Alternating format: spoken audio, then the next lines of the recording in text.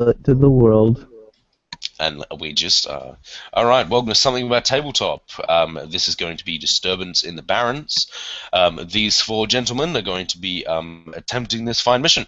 So, setting the scene, you guys have gotten called up by Johnson saying that a bunch of small street gangs need a hand from some Shadowrunners to deal with some vigilantes which have been cramping their style, as it were. You guys have rocked up at an old club, which seems fairly run down. Um, So basically, it's an old bar and club. You guys have rocked out the front, probably in your various vehicles and such. So if you want to introduce your characters, what they do is they kind of walk into this shitty fucking bar. Go ahead. And I'll start with Chris. All right, Wrecker walks in. He's a typical dwarf, 4 foot tall. He's got goggles strapped to his forehead and a black beard tied in a single braid with a short ponytail in the back. He doesn't look like your stereotype grungy, dirty dwarf. He actually dresses pretty clean. Nice shirt, pants, and a nice, clean, long brown coat. Carries a shoulder bag on one side and a big combat knife strapped to his hip at the other. He'll basically find a seat, not at the bar, but kind of at a table, pull out his knife and a piece of wood and start kind of, I guess you can say, whittling, sharpening the wood into a point just Sure. to pass the time. Alright, infinite roleplay. You'll see a figure walking into a bar, trench coated, trench coat open down the center. As it sways back and forth, it's exposing little plates of armor and whatnot, covering his entire body. You see his head tattooed in the design of a skull, brain on top, head shaven clean, walks up to the bar, tosses his trench coat to the side. You might catch a glimpse of a sword hilt, a dagger, and whatnot. Sitting down on the bar stool, the back of his head is the tattoo of a lily. Reaches into his coat pocket and pulls out a handful of figurines. 5 roughly carved wolves he sets on the bar top. Calls over the barkeep. 1 shot for each of us. He gets you 6 shots and looks at you strange. All right. Elise has kind of been just sort of hanging out in the bar. She's an extremely thin blonde woman with just like shoulder-length blonde hair. Kind of covers up her ears, but she's quite thin for a human. And you're not quite sure. She might be an elf, but you're not entirely sure. But yeah, she's been kind of quietly sipping on her drink, sort of innocuously, and not really front and center at the bar, but just kind of quietly surveying. Alrighty, and Matt. You see a massive figure kind of squeeze in through the door. Hammerhead is a 9'4" troll, huge dude. He's wearing a big armored jacket, open, nothing, no shirt on underneath, but like ridiculous like surfer board shorts, and just kind of swaddles in, takes a seat at the bar, wraps a knuckle on the bar about the size of a phone book, and just asks for the cheapest drink that they've got. I can tell you what, they have a lot of cheap drinks. Fantastic. And they taste just as well. Anyway, so as you guys are kind of sitting there, you guys are pretty much the only ones in the bar at this point. And it seems actually, like, strangely dead. After about a couple minutes or so, a bunch of dudes start streaming out the back. And just to remind you, this place is pretty much this place is like an old rundown bar. It looks like the kind of bar that you probably used to be really nice. It's called the Old Clover, and you can see it like has that nice hardwood and all that kind of stuff, but it's been tarnished and stuff through many violent beat 'em ups or just loss of use and stuff like that. Anyway, these guys stream out the back, and immediately, Lily, you think they look beautiful because all of them have face tattoos of skulls. They all come streaming out, roughhousing as it were, and they begin just taking their seats. Some of you are even they just kind of sit around you guys, giving you guys strange looks like you shouldn't be here. And they immediately get to whatever they're doing, talking, taking out some poker, that kind of stuff. talking about all kinds of random things. I mean, if you want to explicitly listen to their conversations, something about like a mini arena or something that they have that was just taken down, and they're getting shitty about it, and the boss is getting, hired or some crap. Some people like looking at you and said, "You guys must be the Shadowrunners the boss hired," that kind of thing. Is anyone going to converse with them, or just going to sit there and wait until they're called in? Elise most likely tries to get in on the poker tables. Yeah, sure. And we'll kind of just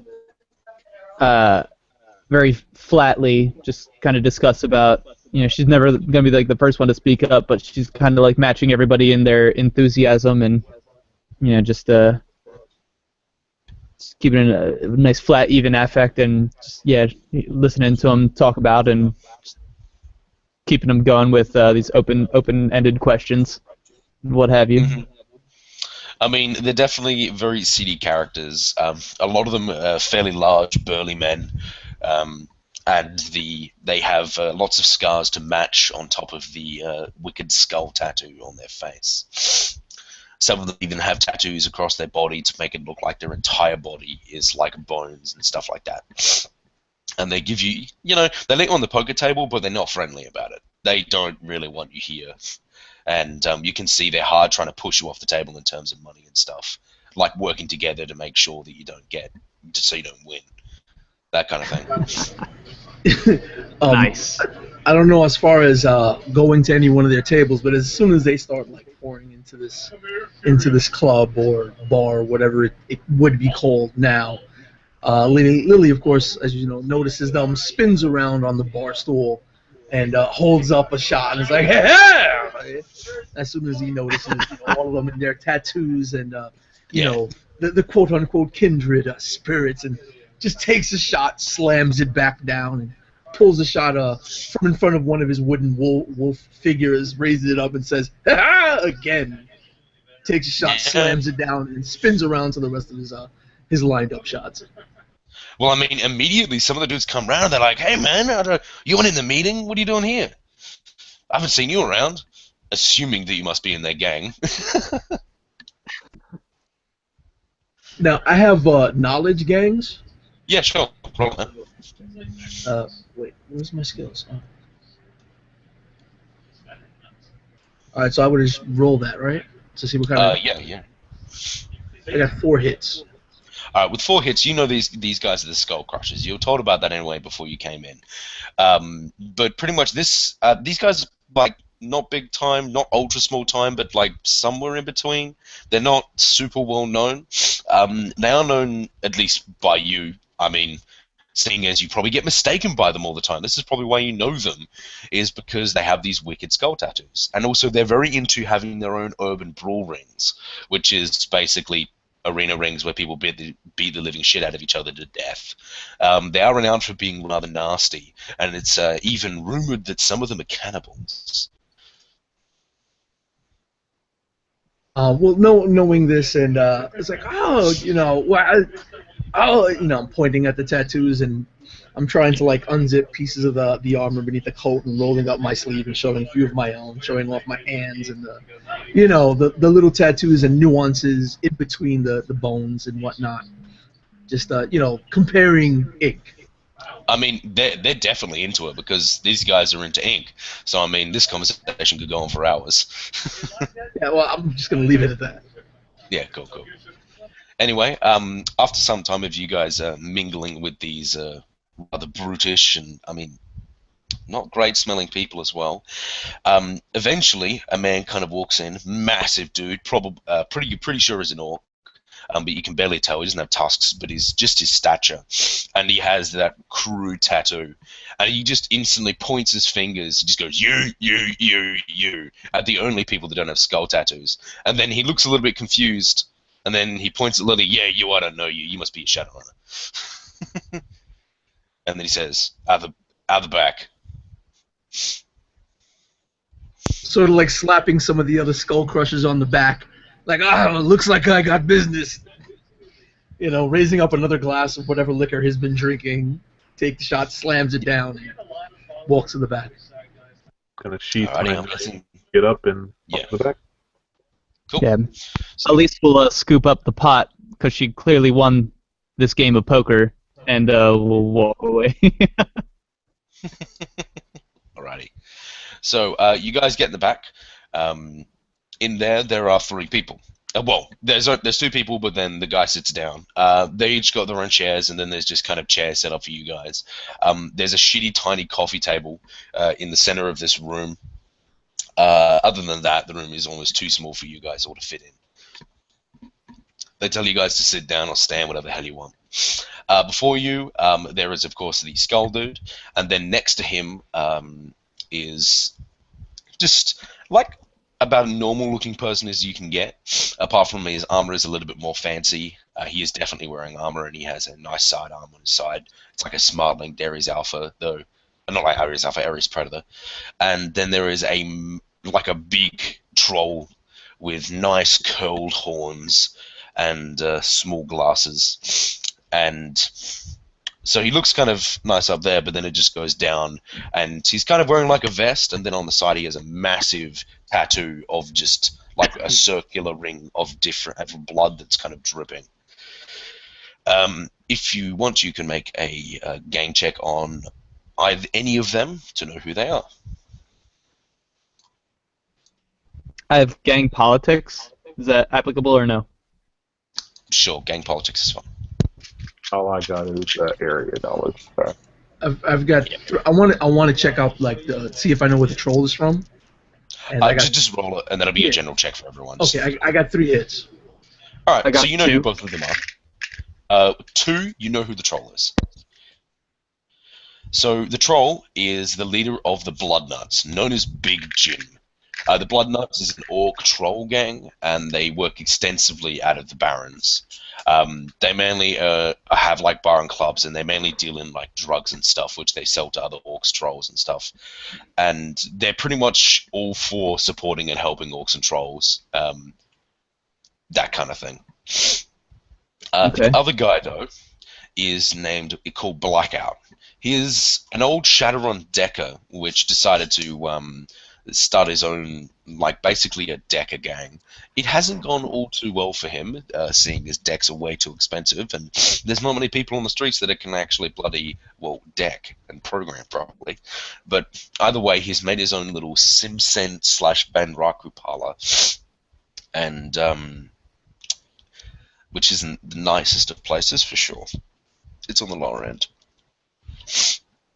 Benraku Parlor, by the way, if anyone doesn't know, is basically, it's generally a Japanese thing, which is you more or less have people with chips in their head, which make them think that they're other people, and then you have sex with them. So it's pretty Very fucked up. creepy. Yeah, it's human slaves, that kind of thing. So these are not nice people, that is for sure. Anyway, they get you guys all to sit down, and they say, alright, this is the skull dude, kind of talking, cracks his fingers a bit. Let's get this show on the road. So, we've been all having some trouble.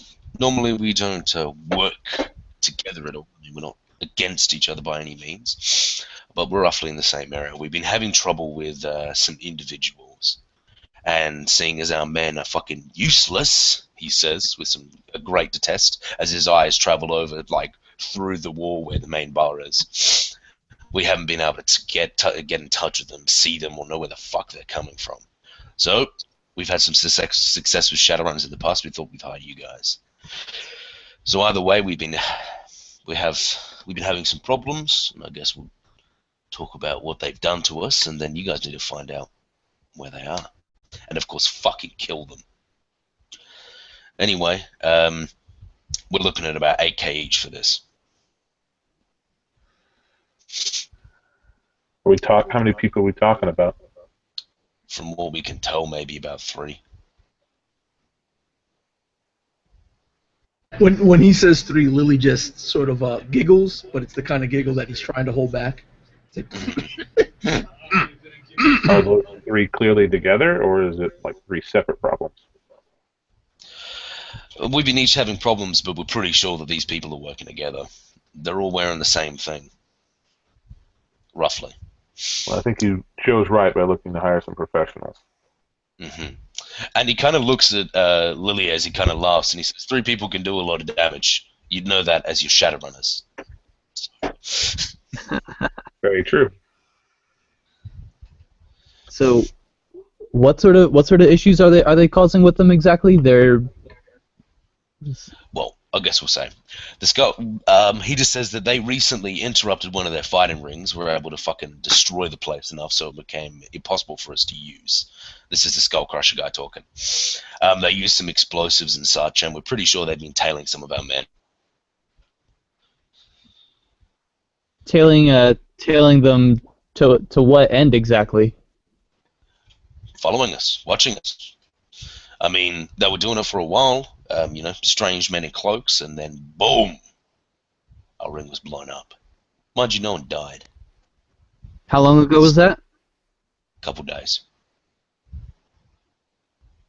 And then in the days following, they've been tailing you guys. Yeah, we spotted them now and again.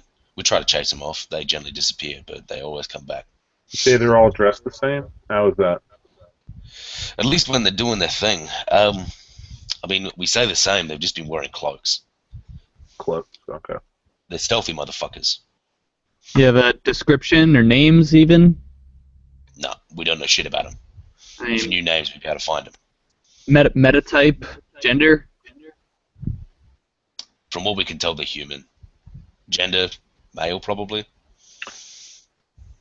Any known magic use from them?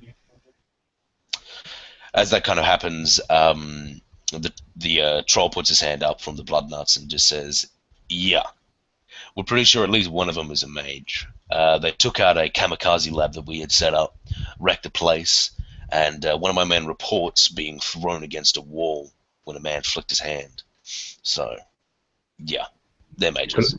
Could I get the address to that lab? Yeah. Better. How long ago was that wrecked? 4 days ago. All right. Alrighty.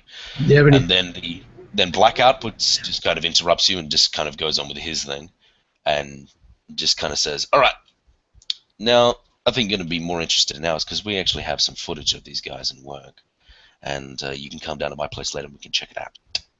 Anyway, they have done a little bit more damage than they've done to these guys. They've actually been stealing some of my merchandise, and I can tell you right now, it's pretty expensive. And from what I understand, methinks they're going to be doing it again sometime soon as well. As he kind of says that, well, the Skull Crusher kind of interrupts again. He just goes, "Yeah, we also think they're going to be trying to hit one of our fighting rings soon, which is going to be having its opening day in tomorrow night." The Bloodnuts guy just kind of sits back and just lets them bicker. Have their robberies kind of coincided with you having an extra padded stash, as it were? They just kind of look at you and say, "Did we ever say they were robbing us? They've been attacking us. If you look at the thing, they're vigilantes. They're not here for the money. They're not doing any of that. They're stopping us." They were stealing from the Decker gang, not. And when I say merchandise, he kind of butts in. He means some of my people. Oh. Oh. Right. Have they been stealing any of your gear alongside the people? They haven't been taking anything that seemed to be worth any monetary gain. And we had some decks in some of those rooms, and they didn't even take them. They don't give a shit. You think maybe they're using your people Oh, they were. to coordinate their other attacks? My people don't know much. They don't seem to remember much of what's going on. I assume you guys have already checked internal leaks of information. Sorry, what was that? I'm assuming you guys have already checked for internal leaks of information, like your people selling information to these people. They just kind of shake their head. But like I said, they've been following us around. I mean, Okay. to be honest, it's not that difficult to find us. Good point.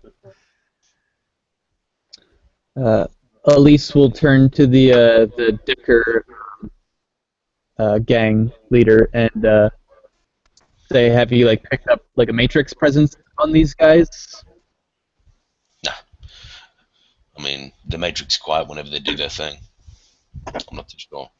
We haven't exactly been ready for them, but now we have the chance. But now we also have Shadowrunners on our side. He says as he points to all of you. Right. Just trying to see what's within their range.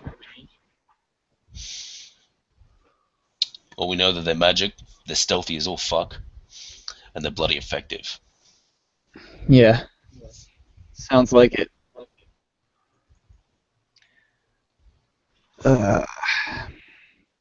Is there any pattern, timing to their attacks? And I'm looking at Blackout, knowing that that he used to be a runner. He just kind of looks at you and just kind of, well, they always seem to work in two, I know that. I mean, we're pretty sure that there's three of them, body shape, that kind of thing, but they seem to always work in two, at least in some way. We haven't seen them all attack with that three at the same time. But I mean, apart from that, they rely on each other a bit, you know, making sure that they're covering all bases. They seem to be pretty effective at what they do. They're not stupid. They're well prepared, well planned, it sounds like. Yeah. I wouldn't say exactly well prepared, well planned. Reliant on their abilities is what I'd say. Okay. So have you engaged him in a gunfight yet, or anything like that? Yeah. Any of my men that did it dead. Okay, so yeah, they're skilled. Okay. So, the men that got killed, were you able to determine what weaponry that they were using by chance? No. No. The strange Just thing guns. is that they don't seem to have any burn marks or anything like that. They're No just bullet dead. holes, bruises. Nope. Okay. Well, that's good to know. Yeah. I imagine you haven't had the luxury of running any sort of toxicology or any such. He kind Chuckle. of shrugs. I'm thinking it's magic. Well, I mean, some of them got beat up a bit, but I mean, I'm pretty sure they were killed by some kind of magic. Yeah. I don't know how it is, though. Sounding more and more like it. Yeah. I just want to make sure that all the information coincides. What kind of time limit are we looking at on this?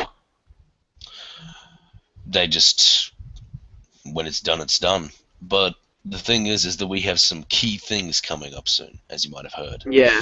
When is your opening night? He says tomorrow night. Lovely. And Blackout just kind of says, and also I'm pretty sure they're targeting one of my girls. So, I mean, you might want to head round to mine soon.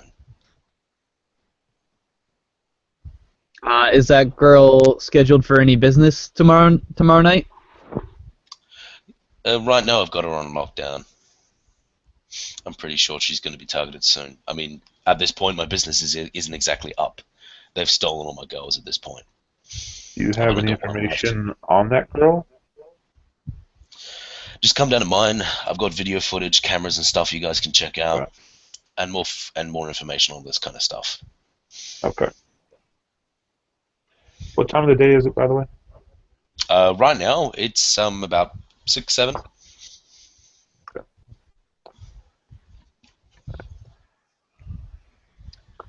Well, it sounds like we've got the basics here. Yeah, and might even have some ammo to bait the trap, as it were, potentially take out two birds with one stone, and shore up both of your gentlemen's operations. At least kind of says that like real slow as she like looks at the guy who runs the Benraku thing. Okay. But 8K to take out a deadly group of highly trained individuals that are essentially picking apart two gangs, I think is a little it's a little bit of a bottom barrel price. Especially with magic users. Yeah, exactly. And They're I a nasty bunch. think somewhere in the 11 to 12 range is a little bit more uh, sufficient for this type of security.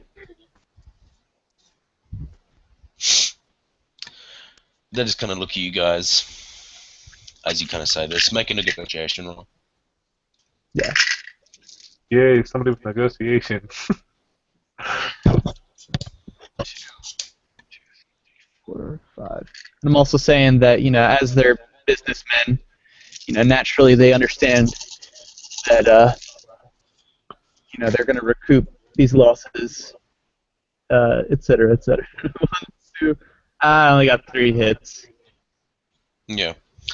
Once again, the troll kind of leans forward and kind of interrupts because he's been sitting in the back. And he just says, remember, we are just street gangs. And this kind of cash isn't something that we easily fall with. Now, 12k, 11k, no. Let's go more around the range of 10k. I'm alright with doing that kind of thing. That's fine, I get it. It's dangerous. Mages, they're scary. But also, you're scary mages as well. Either way, I think 10k should be sufficient for you. That's 2k extra. And if you want to walk, the door's over there. Alright? I looked at everybody Alright. and kind of nod my head like, sounds good. Yeah. At least sips their drink and approval. Kind of nods. Just smiling, Lily says, "Well, sounds easier than my last job." Alright. Alright, so we can do business. When can we head over to your place to get this extra footage and the like? And you can talk to the man. Blackout stands up, and he pulls out some keys, and he says, well, I'm driving over there right now. Anyone that needs a lift can come with me. I've got room for 4, so, I could take everyone if anyone needs it. Well, cabs don't really service the barrens all too much, so I'll ride with you. How Yeah, far let's is, go check out that footage. How far is that kamikaze lab? Big Jim just says, well, what? 3 or 4 k's from here? Or 3 miles, whatever. 2 miles. Is it? Actually, I It's guess it'd be close. the place that we're going with the deck with blackout. Has that particular area been attacked already? Yeah. And he Okay. says, I'm pretty sure they're going to be targeting it again. Okay, Get one of the women that they missed. go there. Yeah, I'll go with. I'll tag along then. Yep. Anyway, at this point, the Skullcrusher guy and the Bloodnuts guy gives you guys comlink details. And the Bloodnuts guy just kind of says, head round. Like I said, the evidence, as it were, is still there. The lab's kind of just been sitting there, waiting for you guys to do some little bit of some investigation and such. So Yep. whenever you're ready to head down, just give me a call, and I'll make sure the men don't blow you up when you come around. All right? Appreciate it. All right. He just kind of shakes you guys' hands and then just leaves. The Skull Crusher just kind of just says, yeah, all right, just call me, that kind of thing, when you need it. And he says, you better be around at the fighting ring on the day that it comes around, all right? I think that would probably be a real good idea. All right. So you guys get round. You go to Bloodnut's car, as it were, and it is this, for the Barrens, very nice, fairly souped up, modified sedan, and it looks pretty, if you don't like that kind of thing, it looks pretty fucking stupid. Neons, that kind of thing, 6-spoiler, brah. But, for the Barrens, you're surprised it hasn't fucking been shot up yet, so... He gets in, whoever's going in, it goes with him, and you guys head there to his place. It's not too far from where you guys are. Anyone with blackout, he's driving like a fucking madman. And just kind of seeing him drive and that kind of thing and how he's acting, you're pretty sure he might be on some drugs. While he's driving like a madman, Lily will be sticking his head out the window and just like grinning with the wind blowing in his face and bobbing and however hard the turns are being taken. Cool, cool, Pretty cool. sure my dwarf's going to be in the back, kind of like, oh god.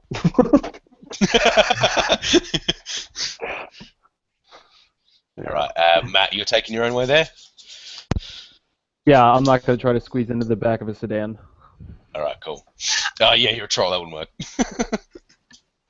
All right, so you guys get there, and this place itself seems to be some kind of like modified shop front in a way, and it's got like multiple stories, and it's like a district with like a whole bunch of shops and stuff.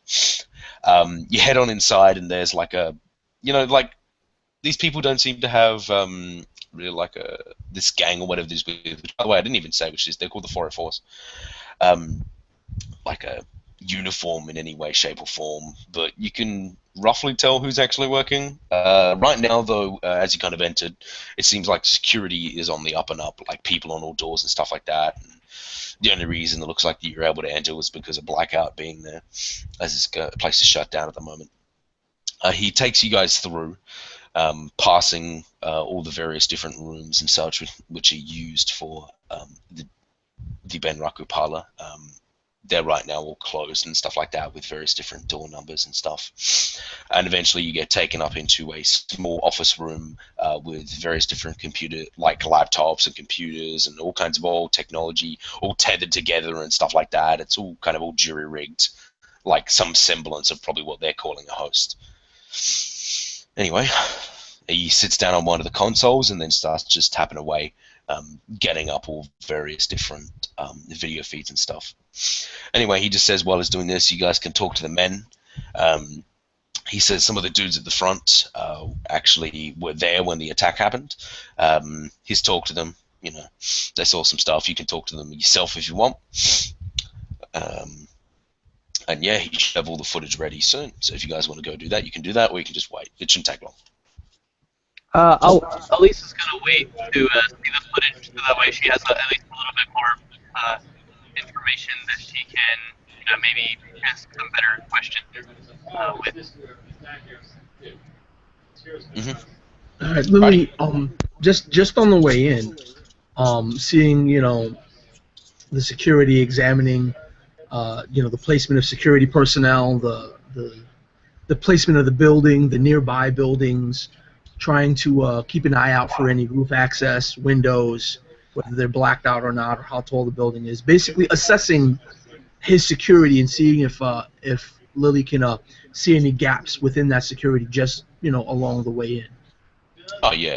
I mean, pretty much all the windows and stuff are blacked out. It's because what's going down in here is pretty fucked up, so you don't want people to see that. Though immediately you can see roof access seems to be a major security fail there. You're not too sure if they boarded up the place on the top, but I mean, it doesn't look like they have any auto turrets or any men up there or anything like that. And the buildings and stuff are close enough that, someone's decent at jumping or has a levitate spell could easily get across. I'm going to have a seat on the kind of near a corner out of the people's way, sit down Indian style, and I'm going to astrally project. Sure. Main thing, I'm pretty sure I needed to be on the astral to do this, but I kind of want to try to see if I can find an astral signature. Mm-hmm. That's why I wanted to know if this place had been attacked before. Making a sensing check.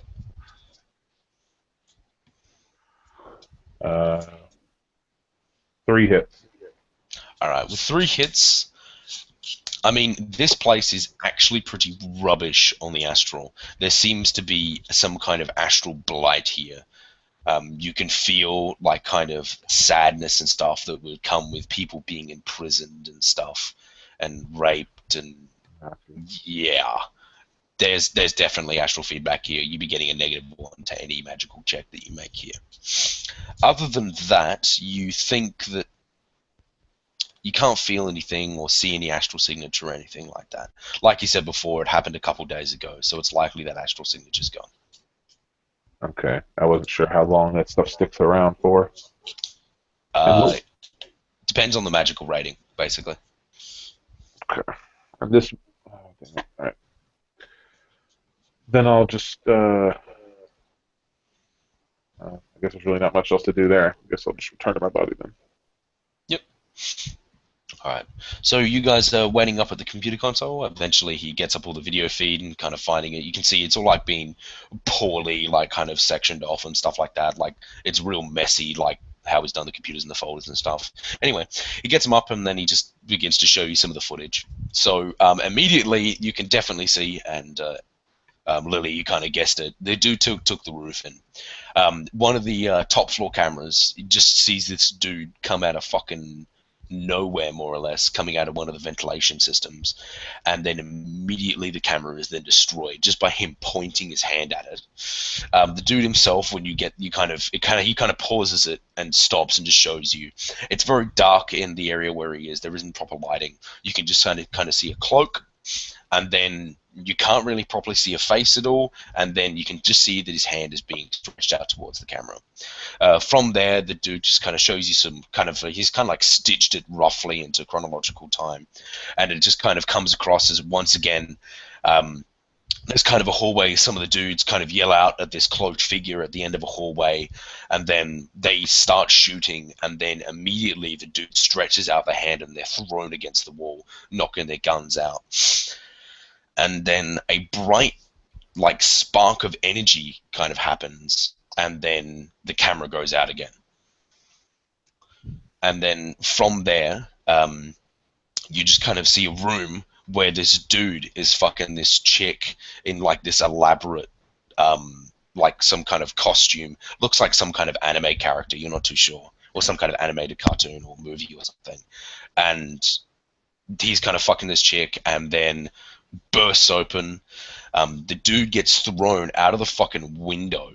The chick is kind of screaming. The dude grabs the chick and then once again knocks out the camera. From there, though, because of the lighting of the room, you're able to get the best look at the dude. As you kind of, he zooms in, that kind of thing, and you can definitely get a pretty good face of this guy. But sadly, he's not exactly super recognizable. He seems to have... Actually, make perception checks when looking at it. Let's do that. Let's do that. See how much detail you can see.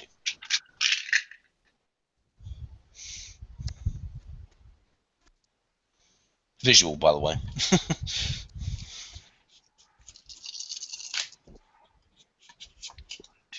I got 3 hits.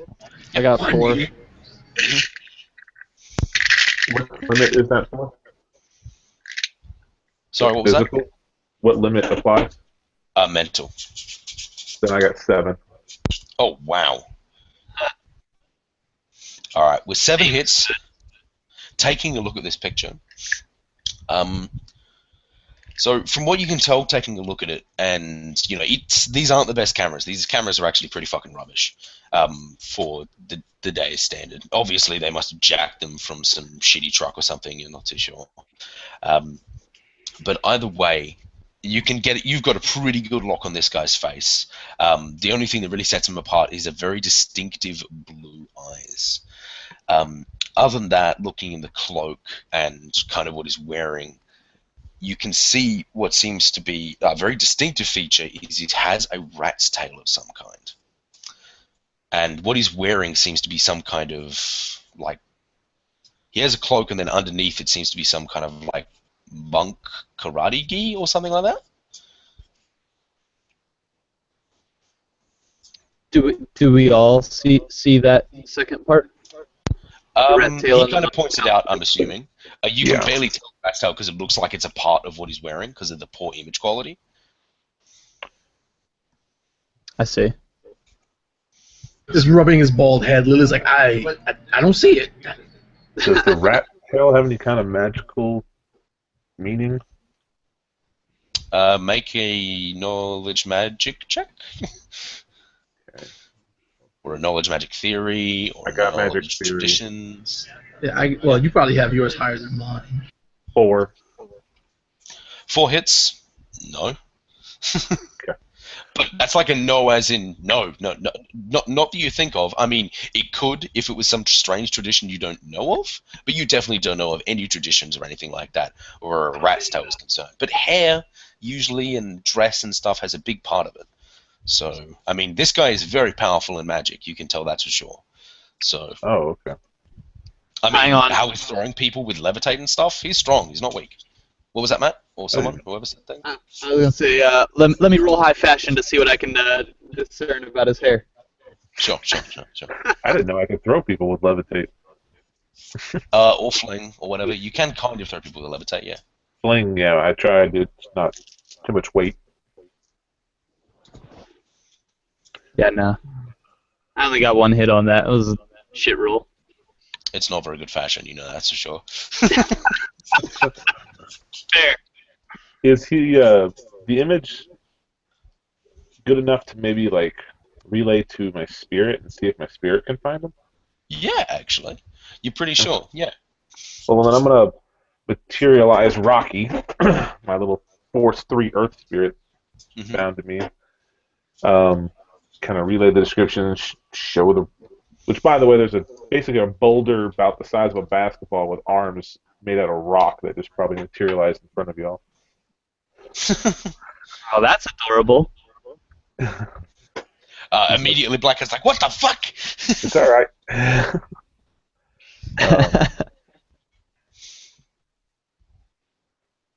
And basically see if he can send him on a quest to find if he can find this Sure. person, and then just relay the location once he does. He's Force 3, isn't he? Does he get any bonuses to intuition or anything? The intuition, the only optional power I gave him was magical guard. So his intuition is 3. Yeah, that's all I need to know. Cool, Yep. thanks. Oh, wow, I rolled like a god for him.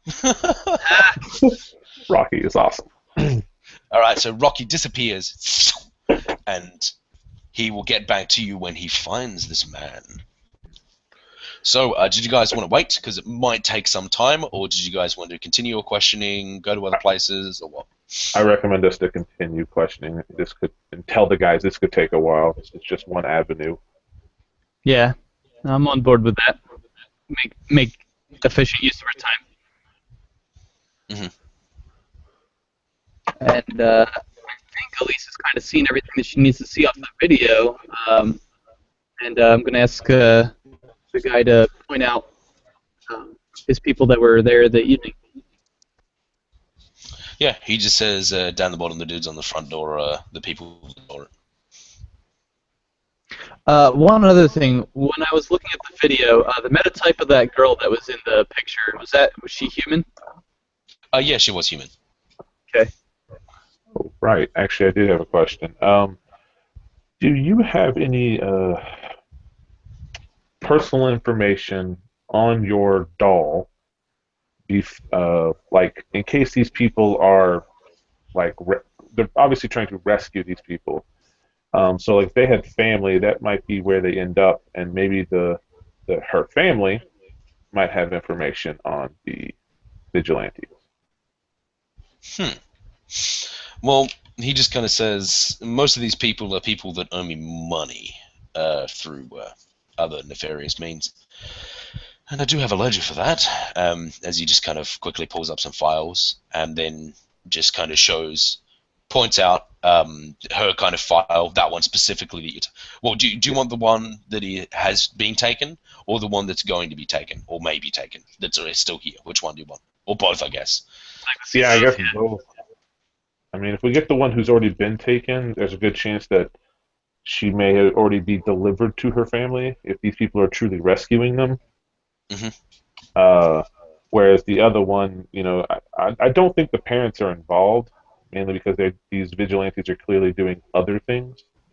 But Yeah. They may still have some useful information. Okie dokie. So, yeah, just he shows you it, and pretty much the one that is currently right now that is still here. She actually used to have lived by herself, just by kind of what they kind of got here, and like I hope she's heavily addicted to cram by the looks of it, because this seems to be like a ledger of like a drug dealer, just kind of noting when she's buying and stuff like that. And the other chick was heavily addicted to cram as well, and these guys racked up quite a bill, as it were, and owed them quite a bit of money. Other than that, they do have locations of where they used to live, which seems to be like shitty, crummy apartments in the barrens and stuff like that. So he says, if you want to check them out, head there. So he gives you the addresses. Before we leave, Lily wants to ask. They said they work in pairs, but I only see one man on the video. Yeah. He just kind of, well, usually we see them in pairs, but this time, well, we didn't, and I don't know why. Usually they do. Was there anything happening at the same time, that same day? Any other vigilante event? Well, apparently they were spotted doing some stakeouts, I think the Bloodknight said. I'm not too sure. And the room where the last girl was taken, if you could show me that room, I want to try to like sniff around, see if I could pick up any between me and my spirit, pick up any sense of like the woman and the actual vigilante. Mm-hmm. Sure. See if I could track like the movement, the motions, and see if I can analyze that. Yeah. Right. All right. So you're gonna head down there. What's everyone else gonna do?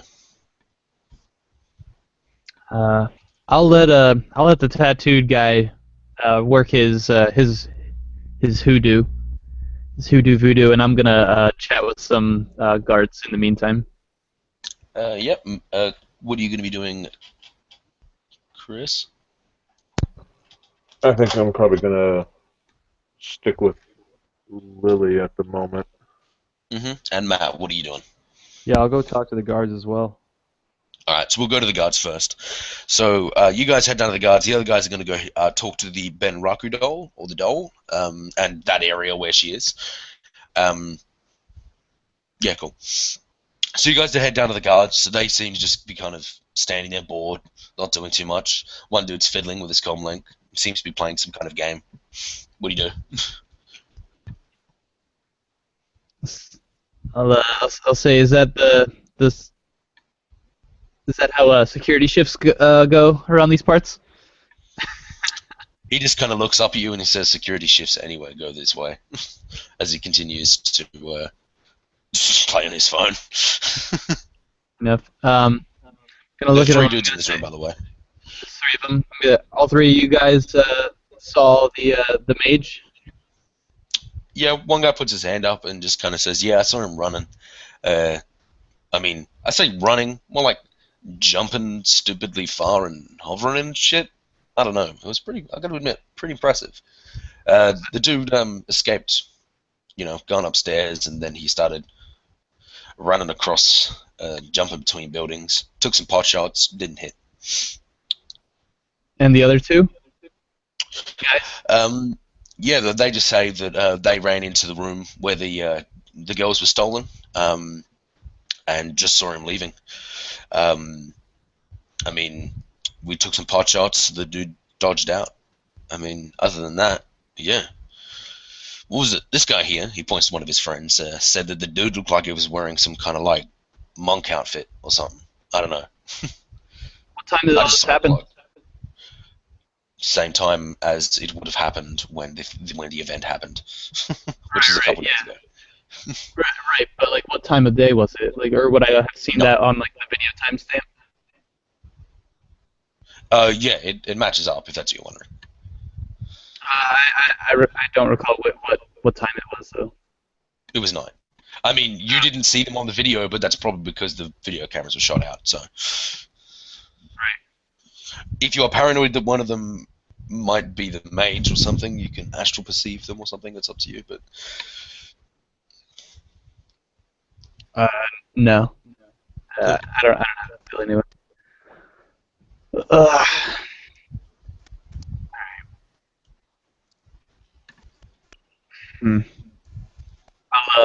At least kind of like looks at her fellow Shadowrunner and be like, you have anything for these guys? Hammerhead just kind of snorts and is like, "These guys are mostly worthless." A couple of them just kind of look at you, like, kind of get up, like, what? And then the dude just on the phone just kind of nods. When they look at me, when Hammerhead will just kind of shrug and be like, "What? Come at me, bro." They back off immediately. Hammerhead will look at Elise and be like, "I think it's time we bounce over to the kamikaze lab. I don't think we're going to find out much more here." Mm-hmm. Yeah, you might be right. So this guy didn't drop anything or leave anything behind, did he? No, well, not that we know. Yeah. And all was quiet except until you heard a hail of gunfire, just loud explosions. Hail of gunfire, but no explosions. Alright. How long did the encounter last? They kind of shrug, couple minutes maybe. Not too long. It was in and out real quick. Yep. Alright. You guys stay sharp. The dude with the look at the phone nods. Yeah, and I'll start walking back to and try and catch up with that other office. Mm-hmm. With the Bunraku and what have you. Yep. Okay, so infinite roleplay. You so you wanted to see the Bunraku doll where she's kept at the moment? Yeah, the one that was taken from the video. Oh, you want to see her room, the one that was taken? Oh, okay. Yeah, not the one that they're guarding now. Okay, cool. Yeah. So you head on into the room itself. This place looks like it's hasn't really been cleaned up much. The place is a little bit trashed. You can kind of see where the broken camera was, and yeah, I mean, what are you looking for exactly? Well, I kind of want to see the window that he jumped out of. Was it open when he jumped out? Was it shattered outwards or? It's shattered outwards. You can see that easily. It doesn't look like it's even been cleaned properly. It's just kind of been shattered outwards. Okay, and in the video, was it shattered before his jump, or did he jump through and that's what shattered it? If you remember from the video, he outstretched his hand and it exploded. Okay. All right, cool. So this is the one where he threw the guy out the window? Huh? This is the room where the guy jumped out the window. Oh, that's right. No, that's right. Yeah, sorry. Yeah. The dude got thrown out of the window. Sorry, that's right. Sorry. I thought it was another one. Don't worry about it. My bad. All right. So checking that out, looking straight out the window, is there any perpendicular parallel window or rooftop that is at about the same level that could be jumped on from wherever this level is? Well, the dude didn't escape from here. Well, you don't think so. I mean, he could have, but according to... you didn't see the guard, so yeah, you don't know how he escaped. But I'm just looking for possibilities. it's possible, yeah, definitely. Pretty much there's a building right next to this building. Like a decent distance, like a good jumper could easily make that. Yeah, I'm looking for a window to see if there's another window there, and if so, is that window damaged in any way? Like, did he burst out of this one and into that one? No, it doesn't look like he has. Okay, and checking around the room, sort of like literally sniffing around. Yeah. You know, almost like an animal. See if I can pick up any sort of scents or find any hair or furs that might have been part of that cloak that guy was wearing. Make a perception, smell check, I guess. Yeah, I'm careful where you gonna stick your buddy. search the room, for any kind of maybe evidence he may have dropped. So I'll just do that with my. All right. Now, quick question, because I'm doing this because my animal spirit is a wolf spirit. Yeah. Would that, it says I get a +2 to tracking, but would that help me in this moment or no? I'll allow you to make a tracking check if you want. Okay. But tracking is intuition plus your skill. But if you don't have the skill, you get a -1. You'll get +2 to it. You just couldn't wait. I got 5 on my perception. You know what? Yeah, no, I only got 1. But one hit. I don't know if you asked Yeah, me. so I mean, all you can friggin' smell is well, sex, because this was what this room is used for. Yeah. So it is not the greatest because it's fucking seedy in here. They do not clean this place properly. Oh god. So Lily's eyes begin to water a bit at the smell of the old stale scents and that musky, heavy sort of odor, just watering it.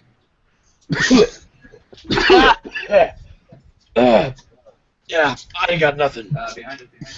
All right, and Chris, you were just looking around, weren't you, with your Yeah. eyes? You're not smelling or anything. Eyeball.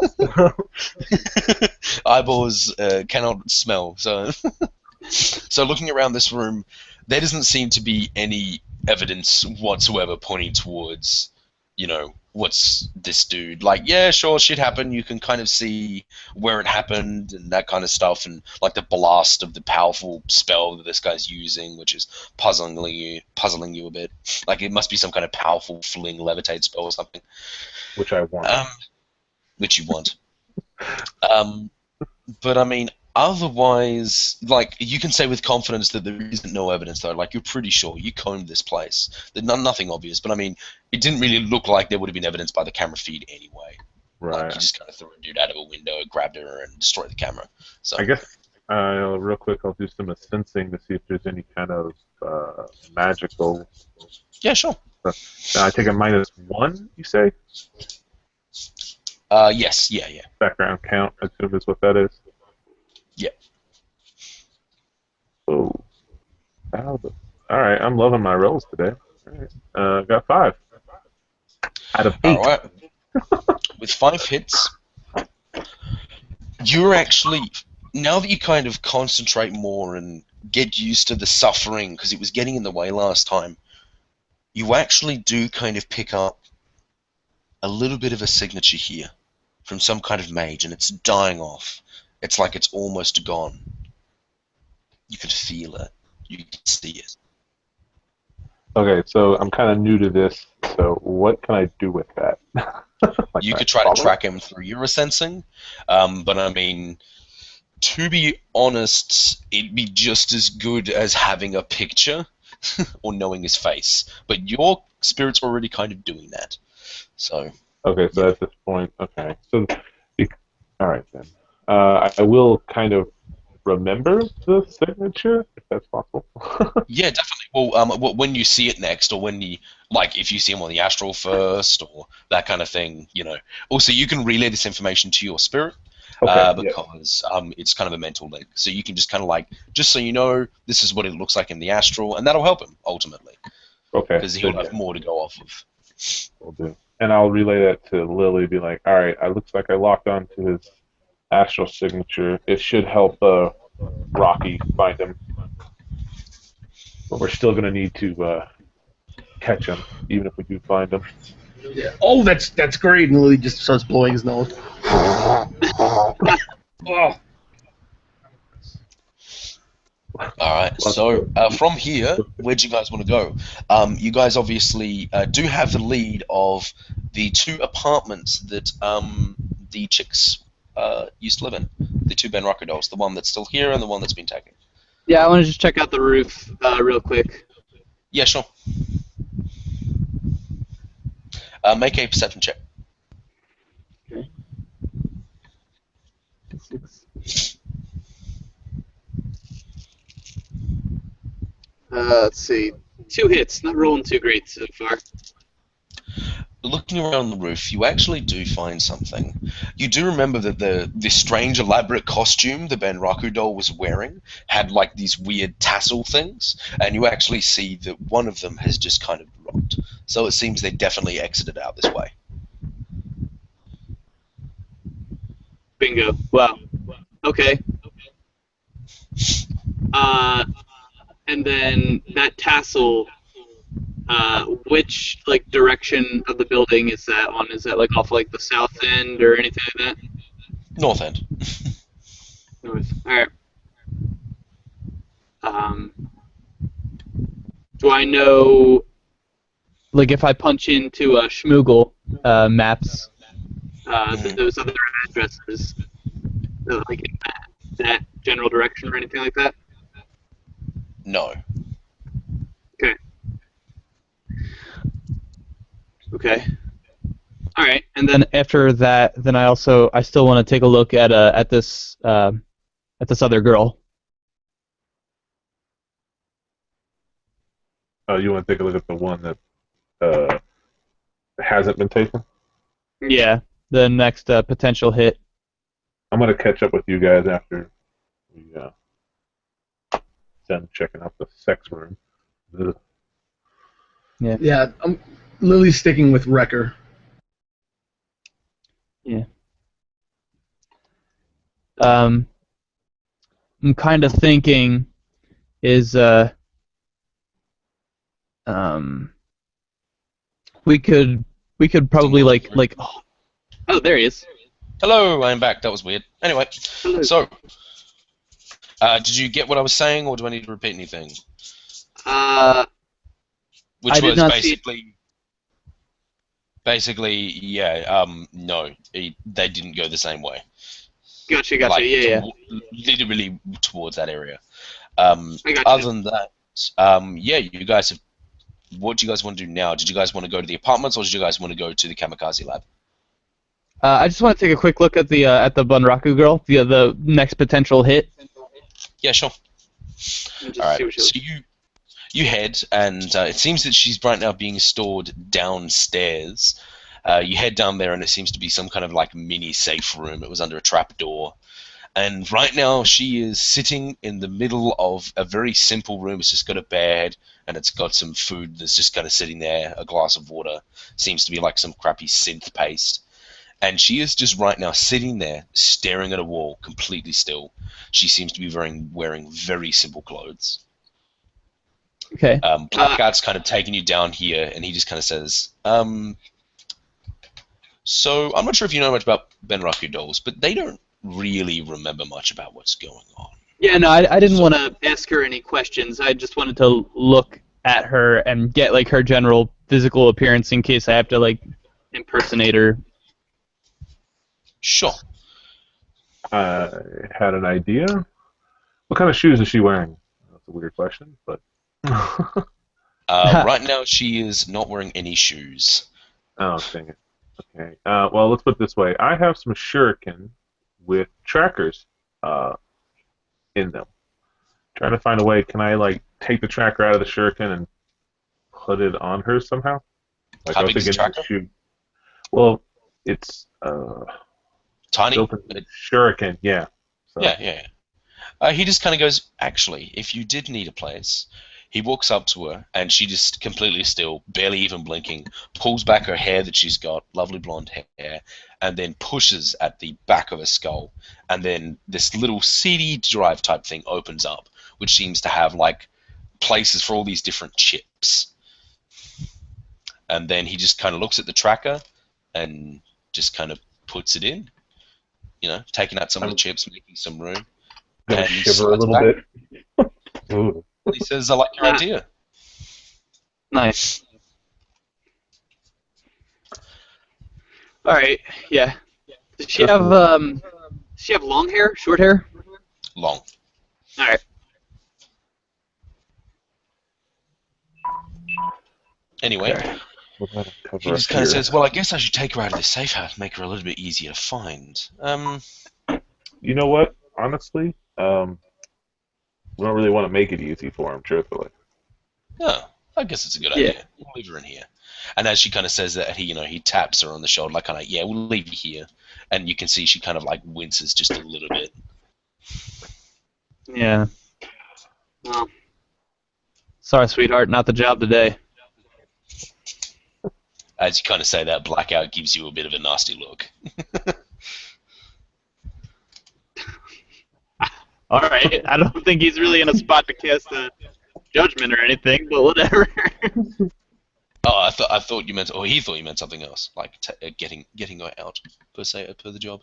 Because usually that's what kind of jobs you get, which is getting people out of Benraku parlors. This time you're protecting them.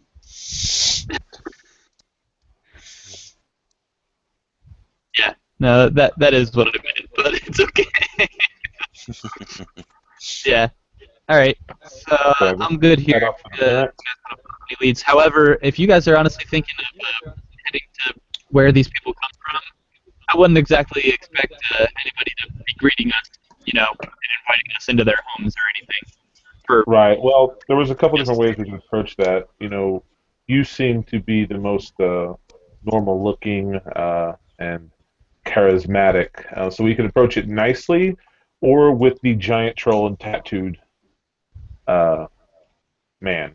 So we can either go nice or scary. Well, when you're saying he's the most she's the most charismatic. Lily starts like rubbing the brain tattoos on his head, almost like he's fixing hair. He's like, you know, like Yeah. crimping some imaginary hairstyle out. I'm pretty sure if you knocked on their door, yeah, the cops would be called. They're in the barrens. we can do that. And I can talk to him like I'm playing the other side of the field.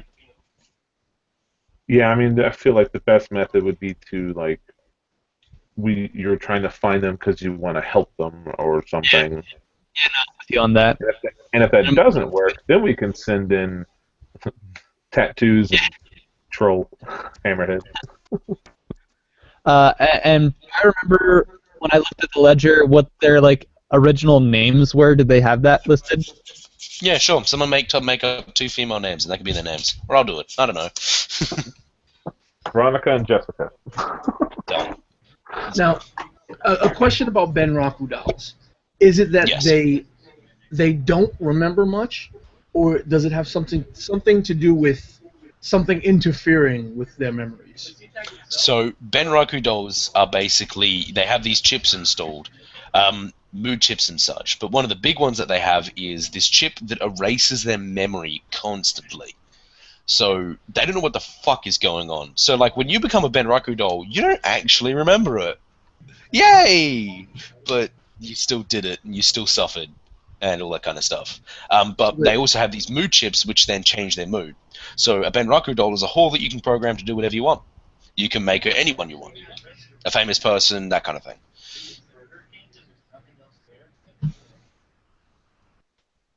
Yeah, the lights are on, but nobody's home. Exactly. So they're usually shells of people, and when they're in service as a Benraku doll, they are, just blank staring. They don't know what's going on. They listen to orders, and that's it. Yeah. All right. Yeah, I think I'm good to go. Check out these guys. Where their domiciles or whatever. Yep. Is everyone going to be hitting up the domiciles as well? Are you guys going to split into groups to look at the 2 different times? I kind of want to jet over to the Kamikaze lab and check that place out. Yeah, sure. If you want.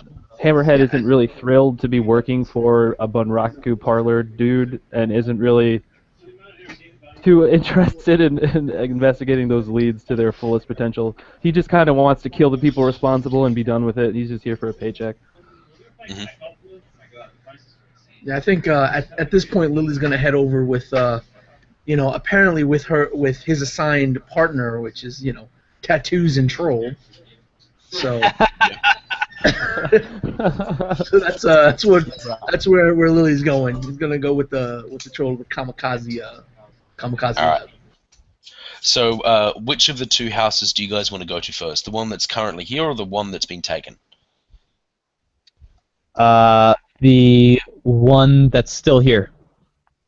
Okie dokie. And I'm guessing Chris and yourself are going to be going there. Chris? Sorry, just go back. What's up? Chris, are you going to be going to... Yeah, sorry, Jay, you said. No, you're good. Okay. Chris, are you going to be going with Jay to check out the Benraku doll's home? Or would you prefer to go to the Kamikaze lab? Well, the whole reason I want to go to Kamikaze was for the actual signature. So I'll go to I'll go with the Alicia. No, you can go to the lab. That's fine. Unless I get jumped or some shit, it shouldn't be a Well, I don't problem. plan to go inside, but I can provide some outside support. I can keep an eye out in case maybe they're watching and look on the astral. That's my plan. So I won't actually be in the room with you. Okay.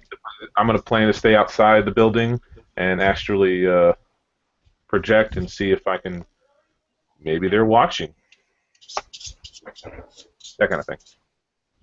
All right. So first, we'll go to the kamikaze lab. So you guys get in your various vehicles and you ride off to the kamikaze lab. It's not too far either. I mean, like I said, these gangs kind of work near each other. They're not against each other by any means because they're all in different fields, as it were. So eventually, you guys rock up to the kamikaze lab, which just seems to be like a ordinary like home, pretty much like an old home, run down. And you were, of course, I'm assuming that you guys called up the leader of the Bloodnuts first to try and get the okay to come in. Yeah, we would have hit him up on Comlink. Yeah, sure. He just basically, he just says, all good, just head on inside. You won't get blown up this time. And yeah, so you guys head on inside. If you want to wait up front, you wait up front. As soon as you get in, it looks like this place has been severely trashed. This was only hit up like a day or two ago, and the place is pretty fucked. You can see that there are a couple orcs and stuff right now actually just cleaning the place up. The place itself was a lab, so they do have a bunch of lab equipment, though a lot of it is jury-rigged. There's a bunch of orcs and trolls in here. There's not too many, probably about 5 people in total that seem to have worked the place, or some people working as security, that kind of thing. So yeah. What are you guys going to do? I'll talk to one of the dudes who looks like he was a security guy, and assuming that he was there, ask like what went down, basically. Yeah, you walk up to a troll who's wearing like a big armored jacket, and he has like an AK-97 or whatever. And you walk up to him, you ask him if he was there, and he says, yeah, he was there. And just by looking at him, you can actually see that one of his horns has kind of been smashed off. And when he kind of said, "Yo, I was there," you can see his eyes flitted up there for a little bit. Anyway, he says, "Yeah, I mean, this guy. Well, there was 2, for one. We're pretty sure they'd been watching out the place for a bit, maybe for the last couple of days. But there's not much we really could have done about it. At the time, they hadn't really done any moves yet.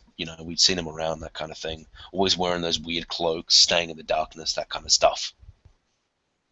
Eventually, though, I guess they got, brave, and they attacked us, and they took us down real quick. But the strange thing was, he kind of looks around to his friends, and then I let them in. What?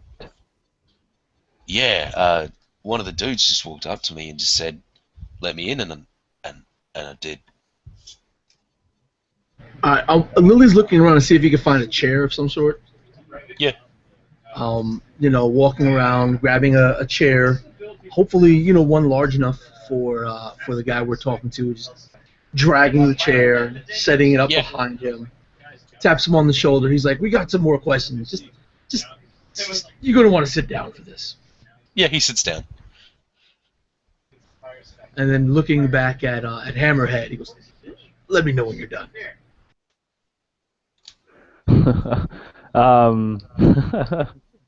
Well, Hammerhead, being an adept, would have an educated guess that this guy was probably magicked into letting the guy in. And he'll ask, like, what happened after that, basically. Well, after I let them in, which was a really confusing experience, they just kind of started asking some questions about where this stuff is going and who's making it, and then next thing, well, one of the dudes jumped him, telling him to get the hell out of here, and then they attacked. It was pretty crazy. I mean, from what I remember, I was thrown against a wall, but I'm pretty sure they had, like, glowing swords. Really? He just nods. I totally called that.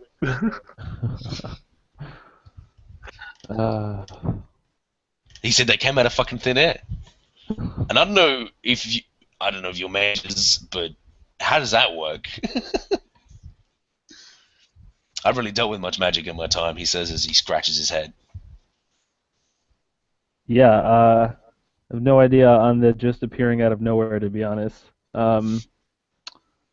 So they just basically came in here, smashed everything up. Did they hurt anybody? Did anyone try to fight them? Was anyone hurt, killed? Yeah, he just kind of says, yeah, well, Jim, sorry, not Jimmy, that's the leader. Insert name here was killed. Random goon number 3. But he was the one that jumped him. Other than that, they seem to be trying to incapacitate us more than kill us. Mm-hmm. Gotcha. Man, Random Goon didn't deserve that. Fucking random goon. I told that goon he was getting himself in over his head. All right. Hammerhead will look at Lily and be like, "Do you need anything else from here?" I'm not a detective, so I don't really. All right. I didn't really Stretching his arms out, getting ready to relax. One more thing.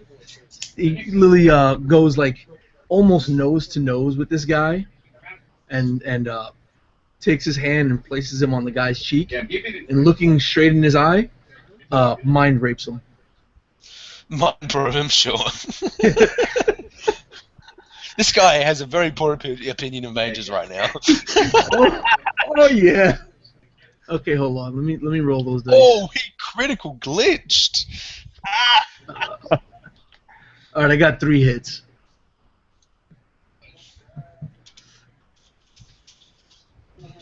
With 3 hits, alright, so you get to know this guy's deepest and darkest memories. Peering through his mind, you're able to rip out thoughts of his subconscious. What do you want to know? You get to know anything at all that this guy has ever seen or ever done. Everything.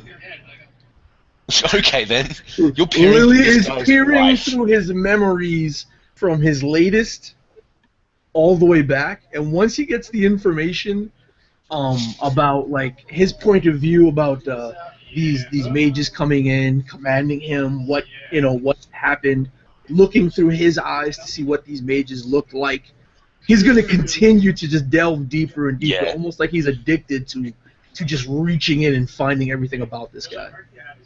As you're doing this, immediately the troll pushes you off as you get the bits of information that you needed that are relevant. And he's like, "What the fuck?" And he pulls up his gun and pulls it at you. "You're one of them, aren't you?"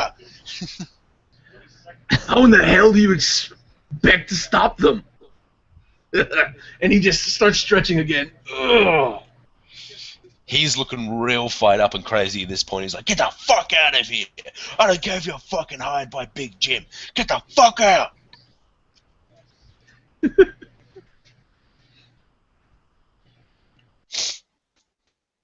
Are you guys leaving, or are you guys gonna stay? Not turning, not initially turning, but just turning to look at Hammerhead, as if Hammerhead is ready to leave. Yeah.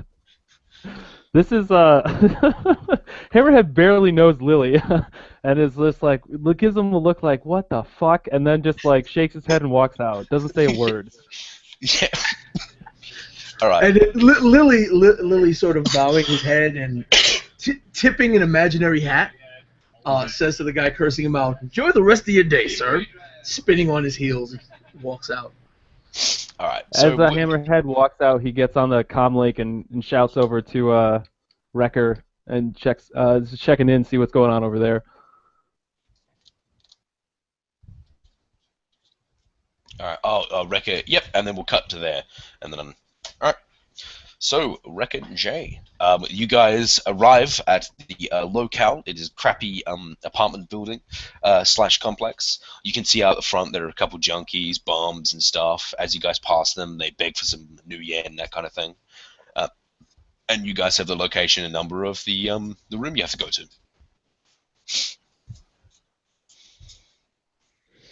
to. Yeah, I'm just gonna kind of just sort of say, "Sorry, chummer, I'm as broke as you are. Keep on walking, that sort of thing." And it's not the what floor is the room on? Let's say floor 4. All right, Room so 16. sure. So once we like get up to like the fourth floor or whatever, I'm gonna like look at Wrecker and be like, anything happening? Let me check, and I'm going to basically sit down. I'm pretty sure I pass out when I go astral. Is that correct? Yeah, but if you're sitting, you'll sit. You're not just going to go limp. But... I'm going to like sit Indian style and be like, oh, no, I'm just kidding. I'm hermetic, so I guess, I don't know, draw something on the floor. Do we? I'm Who gonna, cares? yeah, I'm going to, in the astral kind of like look around, see if there's anybody magically capable, anybody watching the area, that kind of stuff. All right. So, checking out her room, I'm guessing you're going specifically for her room. You're not just checking every single fucking room. No, I mean, in the nearest vicinity, like I might take a peek into like the neighbors just to see if there's anybody magical nearby. Yeah. Make your sense check.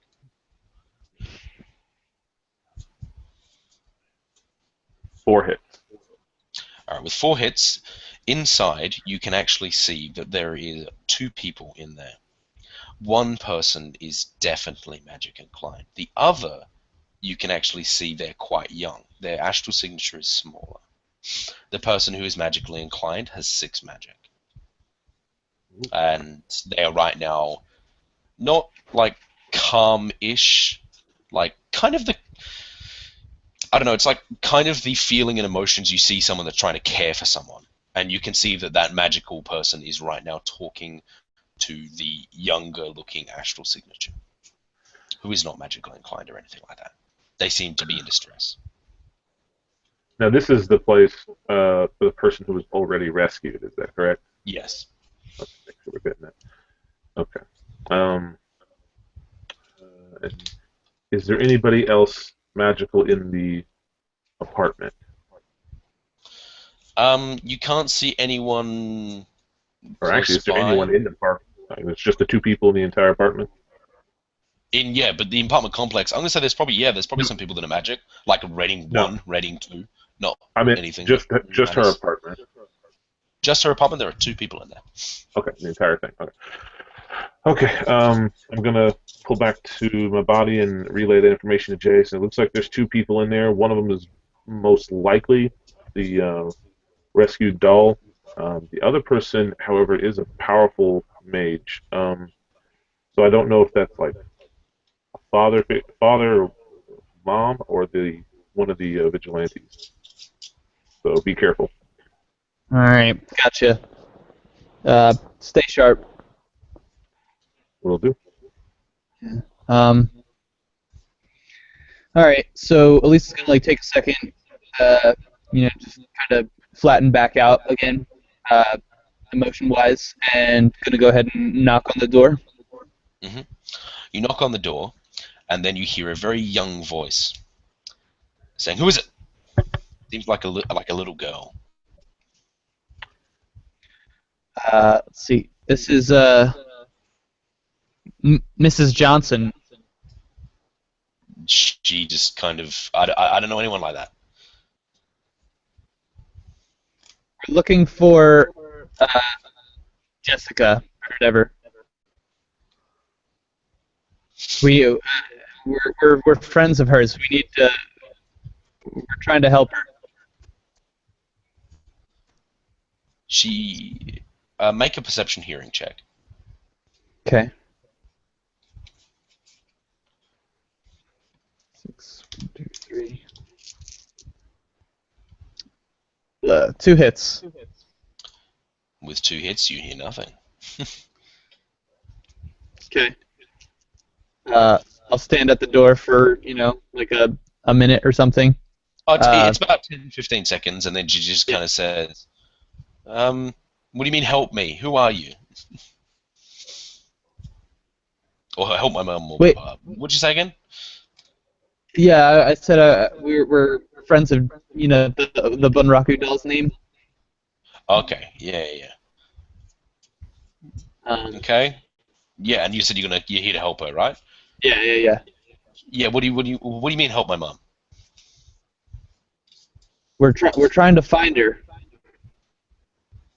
Oh, a gang has her. She owes them money. The 404s, I think. Um, gang.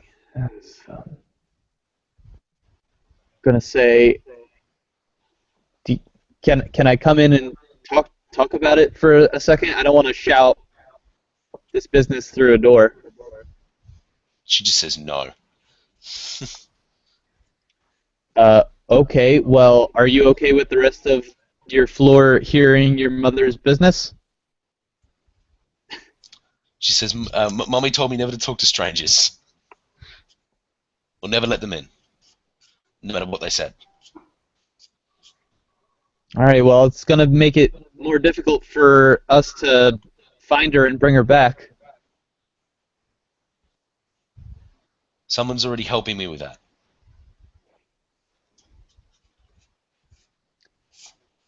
Um, yeah, we know. We're part of the. We're working for the same person. God damn it. As you say that, just kind of a male voice comes through. What? At this point, the door opens and you see someone wearing that same brown cloak, karate gi, but it's a different person from the person that you saw on the cameras. And he just kind of says, "Who the hell are you? Like, This is just a little girl. Why are you here? Just leave her alone. She's already in great distress." yeah, we get that. We got a job from this person at I spat out like random Shadowrunner bar. I'm like, look, we're trying to shut this ring down. Someone's competitor with this guy is actually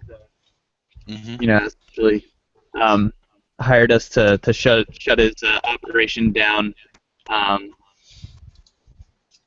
but we're not gonna go in there and ice every living being in there. If we can get these people back to their families, this person's something of an altruist or whatever. Just like essentially trying to con into thinking that. Yeah, make a con fast talk check. Okay. I hope you're combat effective. I'm not useless, don't worry. And you gotta give me a little bit of slack. It's the end of the day for me here. Oh shit! 2, 3, 4, 5 hits. With a 5, his piercing eyes look at you as he tries to read you, staring, and then he just goes, "Huh. Well, it seems that we might be some friends." And at this point, he just kind of lets you in.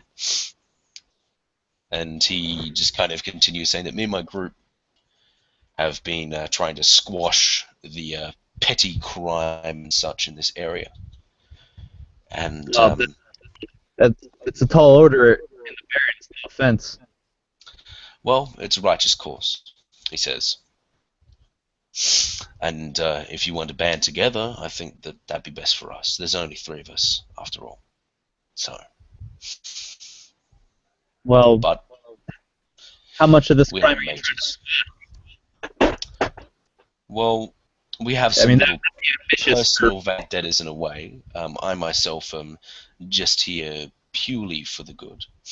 And yes, we realize that the scope of the task is well without the... We know, but nonetheless we're doing some good, because it's not like many people do that these days. Yeah, I hear you, brother. Well, I mean, I'm not necessarily going to volunteer to help clear the barrens of crime, but in this case, at least, it seems like, yeah, our motives are aligned. Indeed. So, this guy with he's with the 404s, right?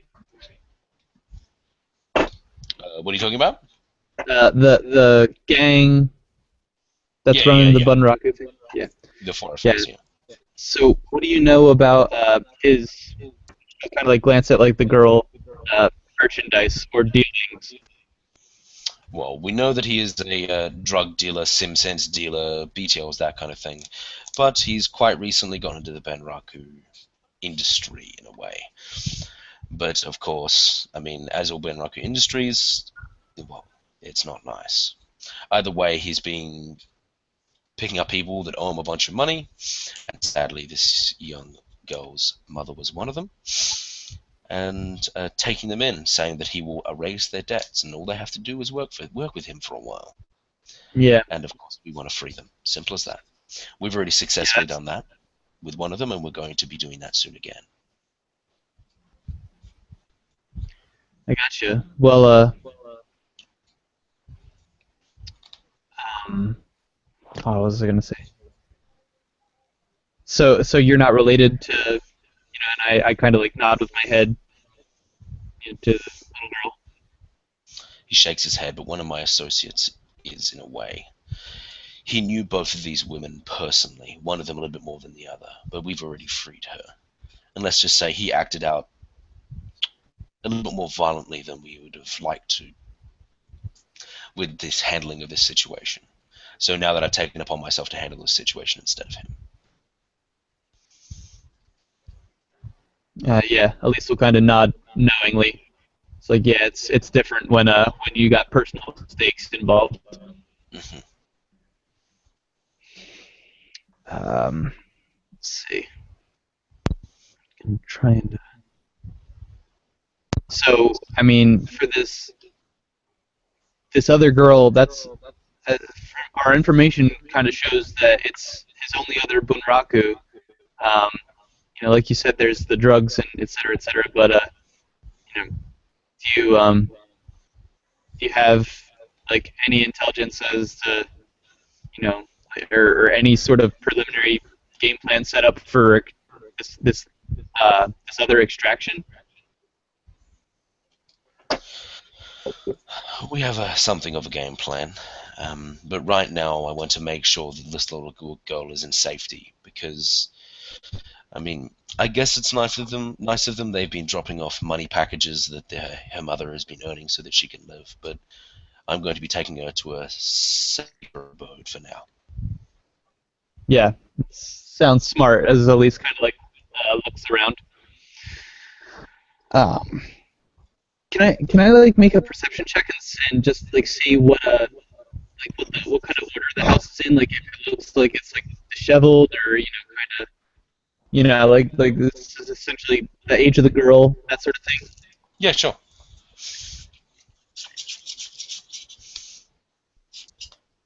One, two, three hits this time. All right, with 3 hits. So this place, it looks like it's not great. I mean, it looks like the kind of house that you would have if you let like roughly an 8 to 10-year-old live in it for a while. So, and that's exactly her age is probably around 8 to 10. She's quite young, but not like super young. Okay. Just by the look of her, you actually see that she seems to be kind of like hiding something, and like with a good look, you can actually see she had a pistol on her. She was probably pointing it at the door when you were talking to. Oh shit. I mean, in this neighborhood, that kind of thing is very normal. Yeah. All right. All right. I'm gonna like look at the guy. I'm gonna be like, all right, well, thanks for the information. I still have a bit of legwork left to do. But if I can help you out at all, and I'll give him like my burner comlink code and whatnot. Yeah. He just puts it in. He gives you his, and he just says, I mean, we're also doing some other operations, but I don't think I'm going to bother you with that.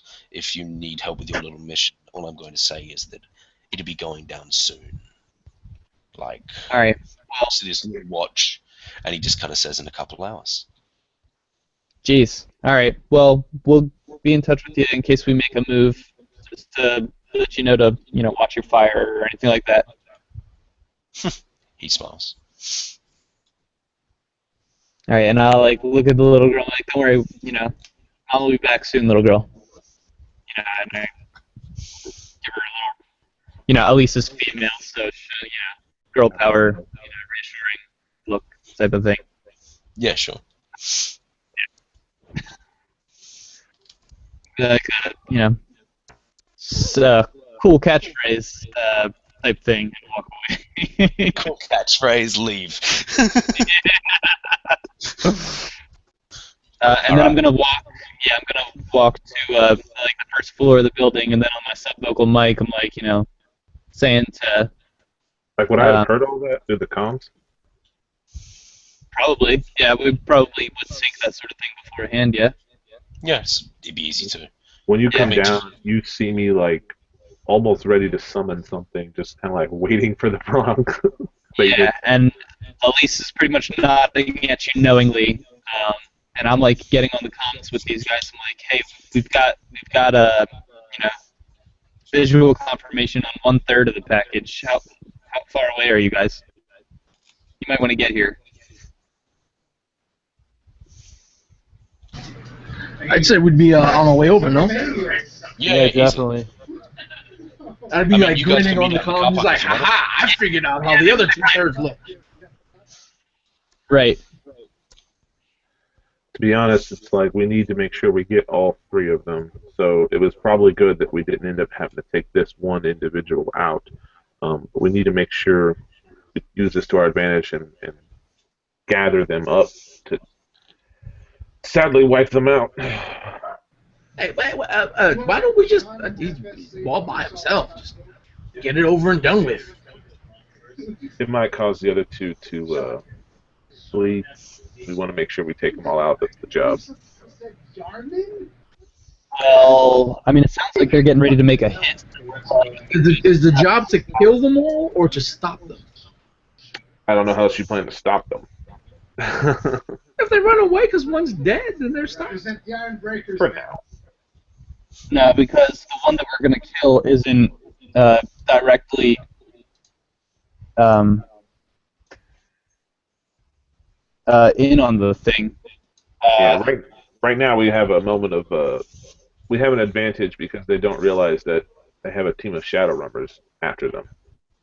They think they have a team of Shadowrunners with them. Yeah. Exactly. So we can use this to our advantage to, well, basically just make this a little easier, probably. Yeah, because they might try and follow through. Like if they're all, they have a plan that's set to go into motion in the next couple hours. Like I don't know, what sort of contingency they have, but if one of them is taken out, there's a chance that they might still try to follow through with this whole thing. Now, the brawler fighting ring, that's not till tomorrow night, right? Yeah, tomorrow night. Okay, It's so that's like quite clearly- late at night, by the way. It's like getting towards like 12 a.m., 2 a.m. right now. So the actual mission will probably be going down at like 3, 4 a.m. So we know it's not the fighting ring. It's either going to be them stealing more stuff from the Decker or going for the Benraku, which, if it was the Benraku, he would have probably... Well, it informed definitely me. sounds like he's talking about the Benraku, like freeing the Benraku doll. That was definitely what he was talking about. Oh, okay. Well, he was talking about freeing the girl's mum. So, yeah. Okay. So that seems to be, if we want to take care of this quickly, setting a trap there would be the best option. Yeah. Mm-hmm. So right now you guys are kind of met out front, and as you guys are kind of standing there and stuff, you actually see the guy and the little girl actually like just traveling. They kind of come out the thing. They look like the dude's just kind of looking around. He sees you guys, but you guys aren't a problem to him. And he just kind of walks past, goes to near where the car park is, and just gets in this shitty sedan. And right now he takes off his cloak and stuff and puts on just like a normal jacket, and then just starts driving and just kind of gives you guys a look. Like Here's a good question. If you guys want to talk to him, you guys, or if you want to do anything, tell me now. Well, I just kind of, first out of care question, like, I have those shurikens with trackers specifically for the idea of being able to fling it at, like, let's say a car, and, then track the car. But would that really go unnoticed, hitting a car with that? You could hear it easily. Okay. So unless it was already under fire, it would be conspicuous. Okay. I'm gonna look at you and I'm gonna say, can you come with your, mage? Yeah, if you guys want to stop them when they're getting into the car, you can do it now. I need to know if you guys are going to do it before they leave. They're getting in the car. Are you doing anything about it? I'm not. I'll say, hey, hand me that. Talking about the shuriken. Or the Oh, shuriken. I reach inside my sleeve and pull one out. Alright, I kind of just like he's probably not, directly in line of sight or something. And I kind of turn in such a way that I just shield, taking this shuriken and whatnot. I'll jog up to the guy and be like, hey, my team and I, we can get set to mobilize, on this facility. And he's in the driver's side of his car at this point, like already seated in the thing, right? Yeah. Yeah. You're gonna be like, if you give us a time frame, then we can wait for you guys to clean up the facility or something, and then go in and get the information that we need. He just kind of looks at you and says 2 hours. Should be just around 3 a.m. Okay. And then my comm link kind of drops on the ground or something, and I just kind of just pick it up or something and stick the shuriken thing underneath the car. Yep. Make a sleight of hand check. Oh yeah. Glad I got those tracker shurikens. 6 plus agility, right? Mm-hmm. 6. I will roll 12 dice and spend a point of edge on one hit. Yeah. 1, 2, 3, 4, 5, 6, 7, which is over my physical limit of 4. So 4 is my limit, I think. Yep. All right. You put it in. He doesn't seem to see. And just at this point, Chris, your little Earth spirit comes back in the astral plane. Oh. And he tells you finally found him. He's fairly far away. Because he had to scan everybody, because that's what he was doing. He was just looking at everyone's faces in the astral, like, is that you? Is that you? Is that you? And he eventually found the guy. And he has his location, and he kind of gives you the location through the mind, and they seem to be at a dilapidated old shopping mall. Okay. All right. So I relay this to the guys. Okay. So my spirits found one of the one that was a little aggressive on the video. We're obviously planning to, looks like, take them out altogether when they try to go for the doll. Does that sound about right? Kind of I question. kind of would like to split them apart because they're all pretty powerful mages. It would be Now, I think if we can take out 2/3 of the ring, a quick question is, did we arrive in time to see this one get back in the car? Yeah, no, you guys did. If you guys want to do something else, do it. Like I said, you guys were talking in the car park. You guys were all there. So, like I said, if anyone wanted to do anything. My question is, the guy that we see, is he one of the two that was in the kamikaze lab? Yes. Was he the one that killed the random thug number 1? Yes. It was random thug number 3, thank you. Oh, random thug number 3. Okay. So he's not all as passive as he would make himself out to be. Random thug number 3 did shoot him, and he did kill him in defense. You did fight, after all, in the dude's memory. But I mean, you can take that as how you will. So I'm on.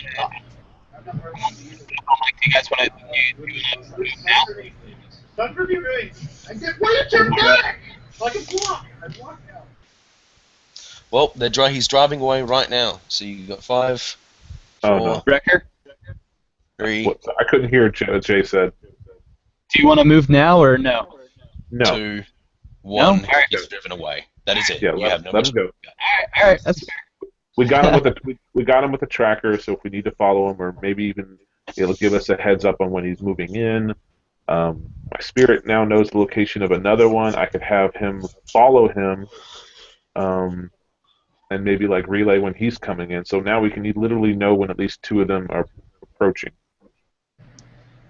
Lily starts rubbing his head. He goes, I just got an idea, but I don't think any of you are going to like it.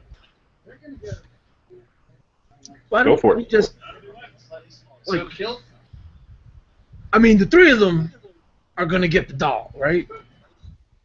They're gonna take the doll, and they're going to leave with the doll.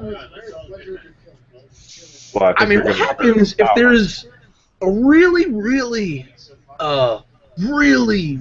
big explosion coming from the doll when they have her? Oh, God. Wrecker, Then he just starts rubbing his head again. Wrecker starts stroking his beard. I may have some explosives, but I think that's a bad idea. As much as as fun as that might be, I'm not saying I don't think the it was a client good would like idea. to lose his doll. Yeah, the client wants the doll alive, but it wasn't a specific part of the mission. Plus, or you can say there was an explosion. It'd be fine. Yeah. Wrecker looks in his shoulder bag. It's like, all right, I got quite a bit of. No, it's probably a bad idea. I mean, we could lace the first floor with it. What was that, Mike? Do either of you mages have any spells that could like disguise somebody, like mask or something like that? I do not. Can I? Right. I just want to. Tell me if I can do this. Lily, when he says that, is just gonna be, oh, hold up, and then like run his hand over his face, and then just like partially cast invisibility, but only on like the first layer of his face, Okay. so you can see like through his flesh. You go like this. It's terrifying. Oh my god! Like, I almost want to counterspell that. So drop your initiative by 5. Yeah. Yeah, and then Lily starts cracking up without actually dispelling the effect for a moment, probably terrifying some onlookers by, and then remembering, whoop. Why don't we go sit down somewhere a little more inconspicuous than out in public out front of this apartment complex? But we definitely don't have a whole lot of time. If we want to try to jump them tonight in the middle of them trying to rescue the doll, we need to move quick. Yeah. What do you guys think? I think can anyone cast a mana barrier? Yeah. Like I'm down to get out of here, but I have a feeling we're going to need to, because they're probably going to try to take a peek inside. And a mana barrier, unfortunately, we will need to kind of hide our presence. Yeah. Ahead of time. Yeah. Well, don't they think that we're showing up to help them? Depends on if we're already. You're right. I mean, if we're already in there, then there may be questions on that. But if we go in Just with not be them, in there. Yeah. Yeah. Let's just not be in there. so where do we meet them? Did they give you anything like that, Alice? not where, but they're probably gonna pull some of the same shenanigans, just kind of blitz the place, within the next couple hours or so. Yeah, he said 2 hours, right? Yeah. Yeah. So we should probably just head down there and just wait. Yeah, staked out the place, kind of like as if we were going to attack. Why don't we just let him? I mean, only one guy did what they were doing before, right? Did he say he was going with his partners? Because if not, I mean, we already got their location, right? And he's looking at Wrecker. I'm like, We we got could blow them the fuck up and let him get the girl. And she's got a tracker, so Well, we got just two of get the him three out. locations, and we don't know about the third one. So if we can hope that they're all three going to show up for this, then maybe we can take them all three out at once.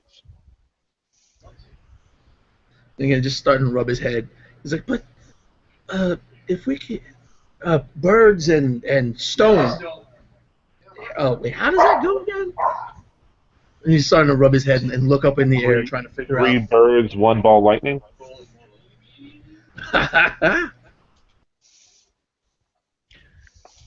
So I'm gonna join the guys and head off to the bin rock.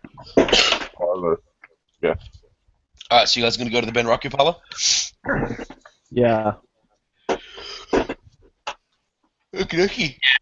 We'll browse the guy on our comm link. Header, the head guy that we've been dealing with. What's his name again? Jimmy? I never gave you a name. Oh, the orc or the Yeah, the 404 orc. leader. Right, yeah. The 404 guy. Sorry. Yeah, Blackout. Blackout, sorry. Yeah, we'll raise him on the comms and be like, hey, your parlor's about to get hit in the next couple hours. But you might not want to. Don't act like the hornet's nest has been stirred or anything like that. But just as a heads up, and we're coming down. So you might want to have like some guys in the vicinity, but not in the immediate vicinity. Okay? And we're going to be on site momentarily. We'll make it look like that we don't want it being taken. Yep. But we'll have some guys that you really don't like or aren't that productive in the vicinity. Like He in the just kind of building. nods. He says, I think I can think of someone. As in instantly your memories flow back to the man on the phone. Nice. Alrighty. So, yeah, he just kind of says, yeah, he's going to make sure that the men that he don't like don't get hurt, and he's just going to make it look like that they, you know, it's not obvious that it's like, you know, the tracker chips in them. Yeah. He's going to tell his men not to resist, that kind of thing. Just accept that you're probably just going to get knocked out. Don't shoot them; they'll probably kill you. Yeah. And I think I'm gonna preemptively summon a fire spirit. Now, within the memories of the kamikaze dude, Yeah. random thug number 3. How Yes, was what he about him? dealt with? Like, how was he killed? Random thug number 3 shot one of the dudes, and then he was then thrown into a bunch of like equipment and stuff, and like the glass got all in him and shit and cut him up, and he died. Okay. And when he shot at the dude he shot at, Yes. did he on it, like, was he the guy hit, or was it a miss? And if so, was it like an It was a honest miss? It was a You miss. I mean, Like, did it look like it like the bullet or discharge went around the dude in any way, or he the just bullet was looked back like shot? it deflected off of nothingness. All right. Like the bullets should have hit, but they just didn't. Oh my god. All right. So while we're preparing for all this, you know, Lou's like, oh, wait a minute, I forgot to tell you guys, and then he starts like trying to paint the memory of what he sort of stole from the employee, and he even breaks out his little wooden wolves to set up like the scene, and he's like, this is thug number 3, right? And he came out and he was like, poo, poo, poo, poo, poo, you know, and getting real silly with it, but like, you know, sharing actual tactical information to what actually happened and how it went down. Yep. So you guys are magical. Any idea what they were exploiting?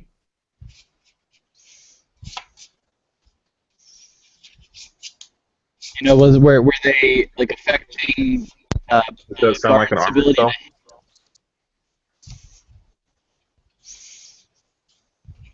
Yeah, with that, where are we right now? I think we're on our way there. Yeah, I guess you're on your way there. Yeah. Does it sound like an armor spell, Tom? It could also be deflect. There's like a deflection spell which gives you bonuses to not get hit by ranged weapons. It's probably that. Okay. All right. Yeah, there's So if definitely you, magical. yeah, are they sustained spells? Like, do they have to? Yeah. They are great against ranged. However, they're not as effective against melee, which would be great for hammerhead. Which when we get um, when we get together with them, if we have the capability of kind of separating them, then we will maybe take that opportunity so that it's not so much all three at once. But if not, then we should be able to handle it, I believe. I guess what we can do is give a signal that that to attack them. Something like Order 66. Sorry. All right, just real quick. One guy, just one, did what he had to do before. Why? Yeah. Why does everyone think all three are going to show up this time? From the meeting that I believe Alice had with the guy, he did that of his own accord, but they're all going to be. It was never said they're all going to be there. If that's what you're saying. I mean, up until this point, only two have been showing up at any given time anyway. Well, if only two show up, then we take out two. We're taking the chance and the hope that there's going to be three. We at least have. Wait, hold on. And then he breaks out his wooden figurines again, and he like takes a handful, just the three of them, and he's sort of like, organizing them around. He's like, all right, wait, if two show up and he takes two off, then we got the one, right? And he puts the other two back, and there's three. But if it's the one guy we let get away, takes him away, and he's the only one that shows up. We still got the other. Should have just.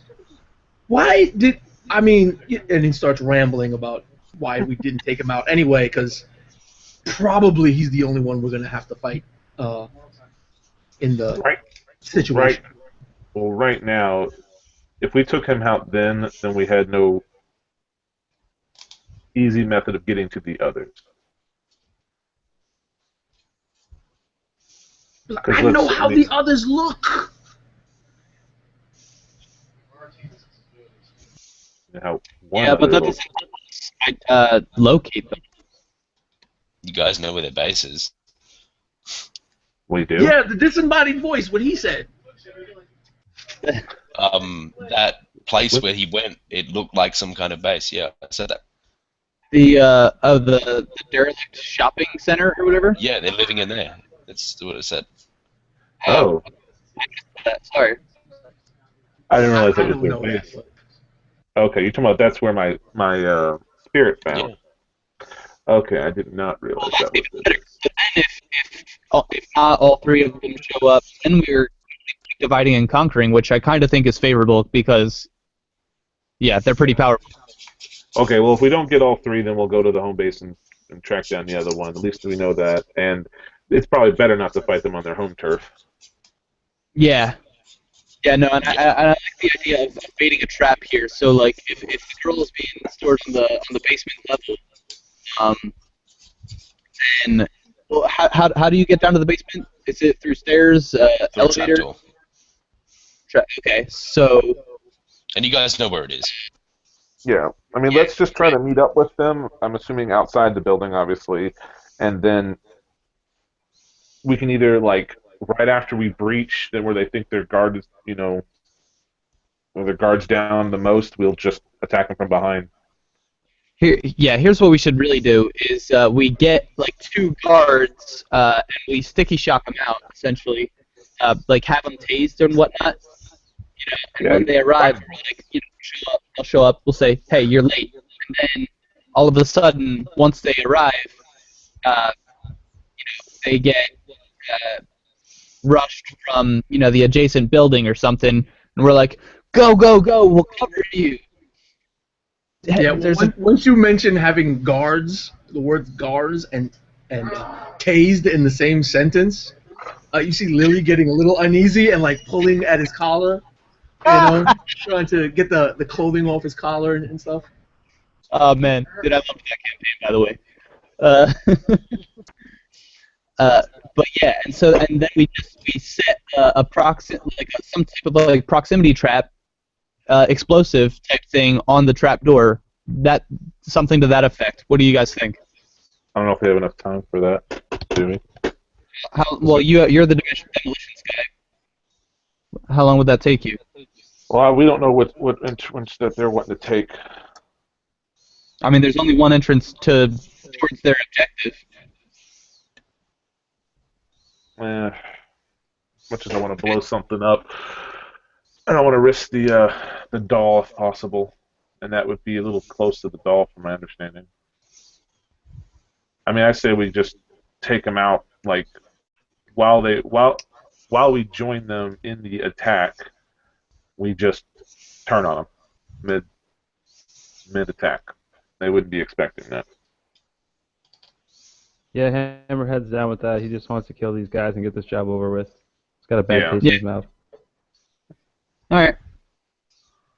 Alright, so what's the plan? Are you guys just going to wait for them to attack? You going to call them up to meet beforehand, or what? Oh, yeah. Alice has got his phone number. Call him up. Alright, you call them up. Called. The guy picks up, and he just kind of says hello there. Yeah. Hey, we're getting ready to mobilize. Can we like rendezvous somewhere nearby? He just nods. Sounds good. All right. We're going to be, and I'll just pick like a building that's close by.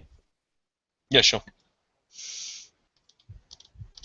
I'm like, are you guys you wanna meet there and coordinate our attack, our approach?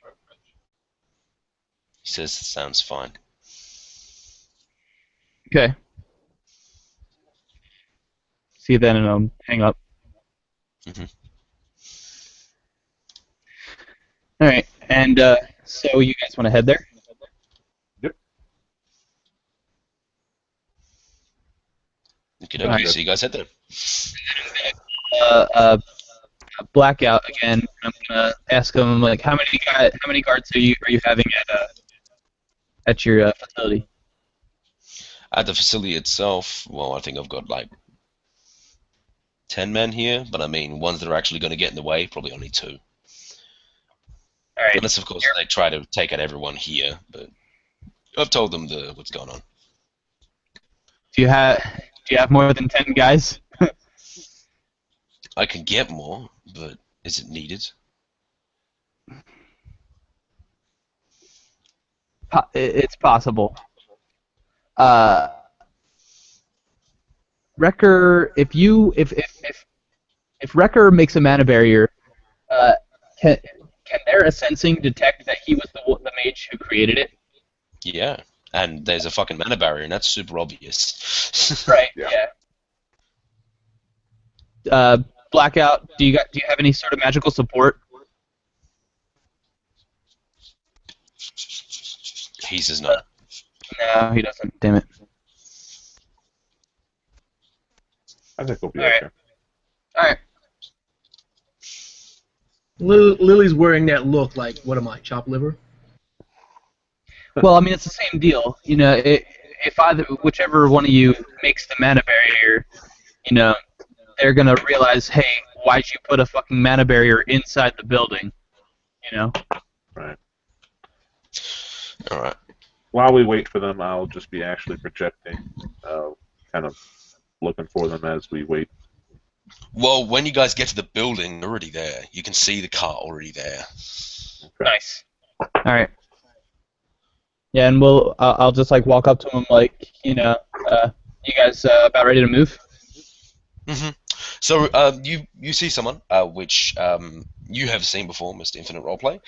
He is a much larger, older man, and he actually seems like a little bit portly.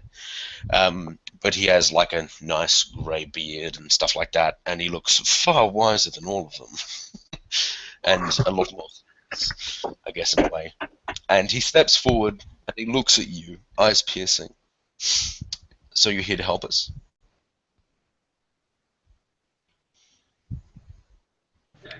He's looking at me or at Elise. Whoever talked, so Jay. Yeah, we're that's what we're hired to do. He nods. Says very well. So what exactly was the specifics of your job?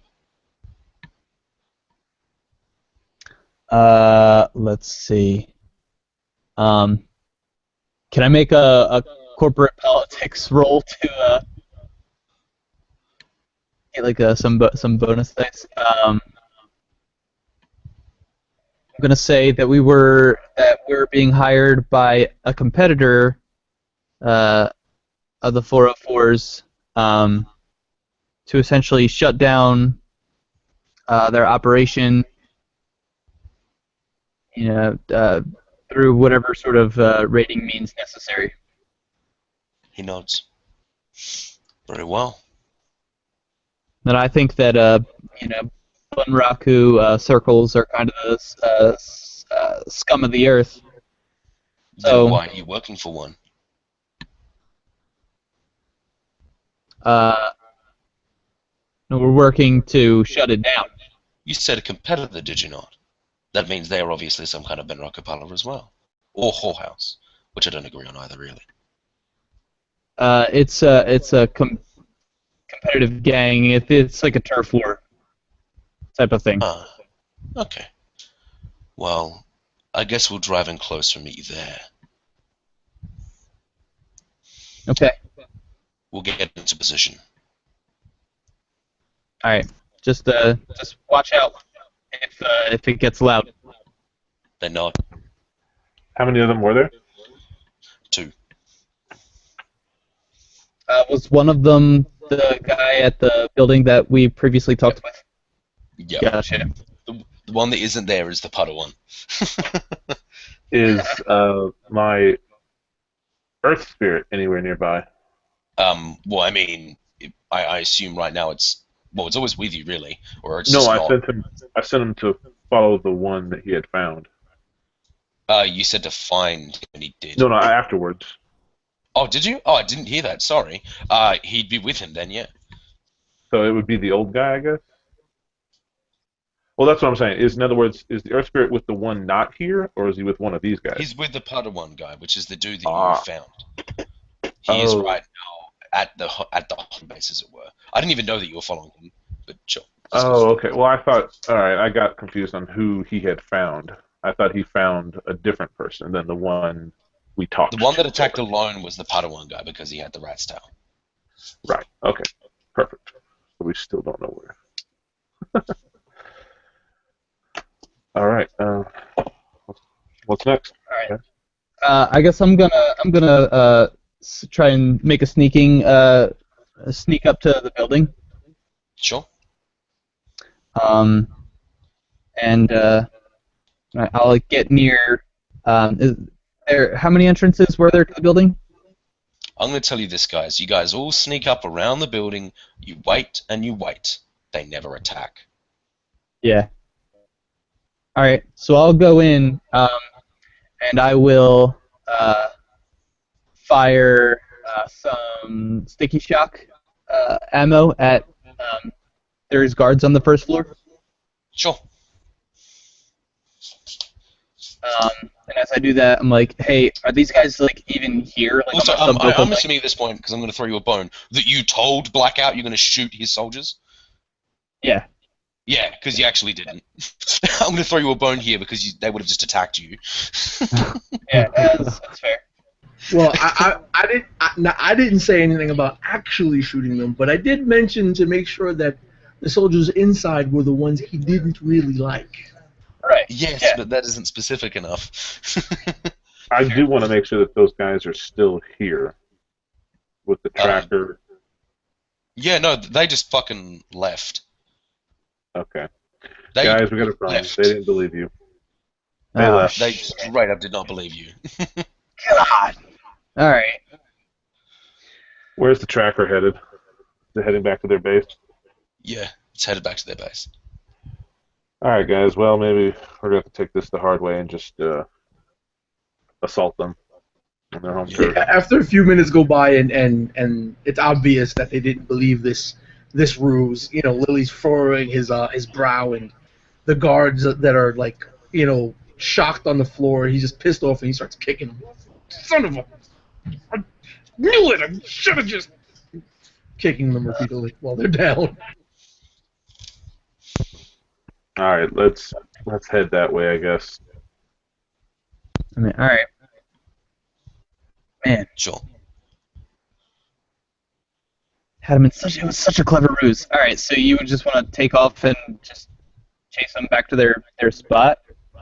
Mhm. All right. I'm guessing that's what you guys are doing. Sounds like our only option at this point. On our Okay. way out, Lily has his hand up in the air, and there's the 3 wolves. Well, there was 2 in his hand, right? And then he's just adding 1 more, and now they're all 3, and they're floating just above his hand, and he turns to look at Elise.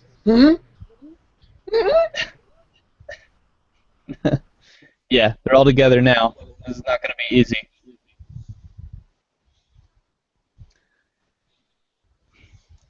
All right, so we know where the spot is. So, man, I guess we can just take a vehicle and I mean, do you want to at least see if some of Blackout's guards are down to come with some of the ones that weren't on the first floor and saw the 2 guys? Yeah, no. Blackout's actually severely pissed off with you guys, and he says, "Remember, I hired you. You're not running my gang. Now, fucking do the job. I let you shock my men, and trust me, they're not happy about that shit. Set up all this crap for a fucking flunk. Just get the job done. Kill them. It's not hard." When Elise says, "Do you think some of Blackout's guards are down?" Lily just starts bursting out laughing. I get it. I get it. All right. Yeah. So, all right. So we can head there then. All right, cool. So you guys drive to this shopping mall. So are we gonna shoot our way in, or you have any more bright ideas? Their I base think is a shopping mall. This is a dilapidated shopping mall. Is where they living. What did Hammerhead just say? I didn't dilapidated. catch that. So there's no, an abandoned one? Is that what you mean by that? Yeah.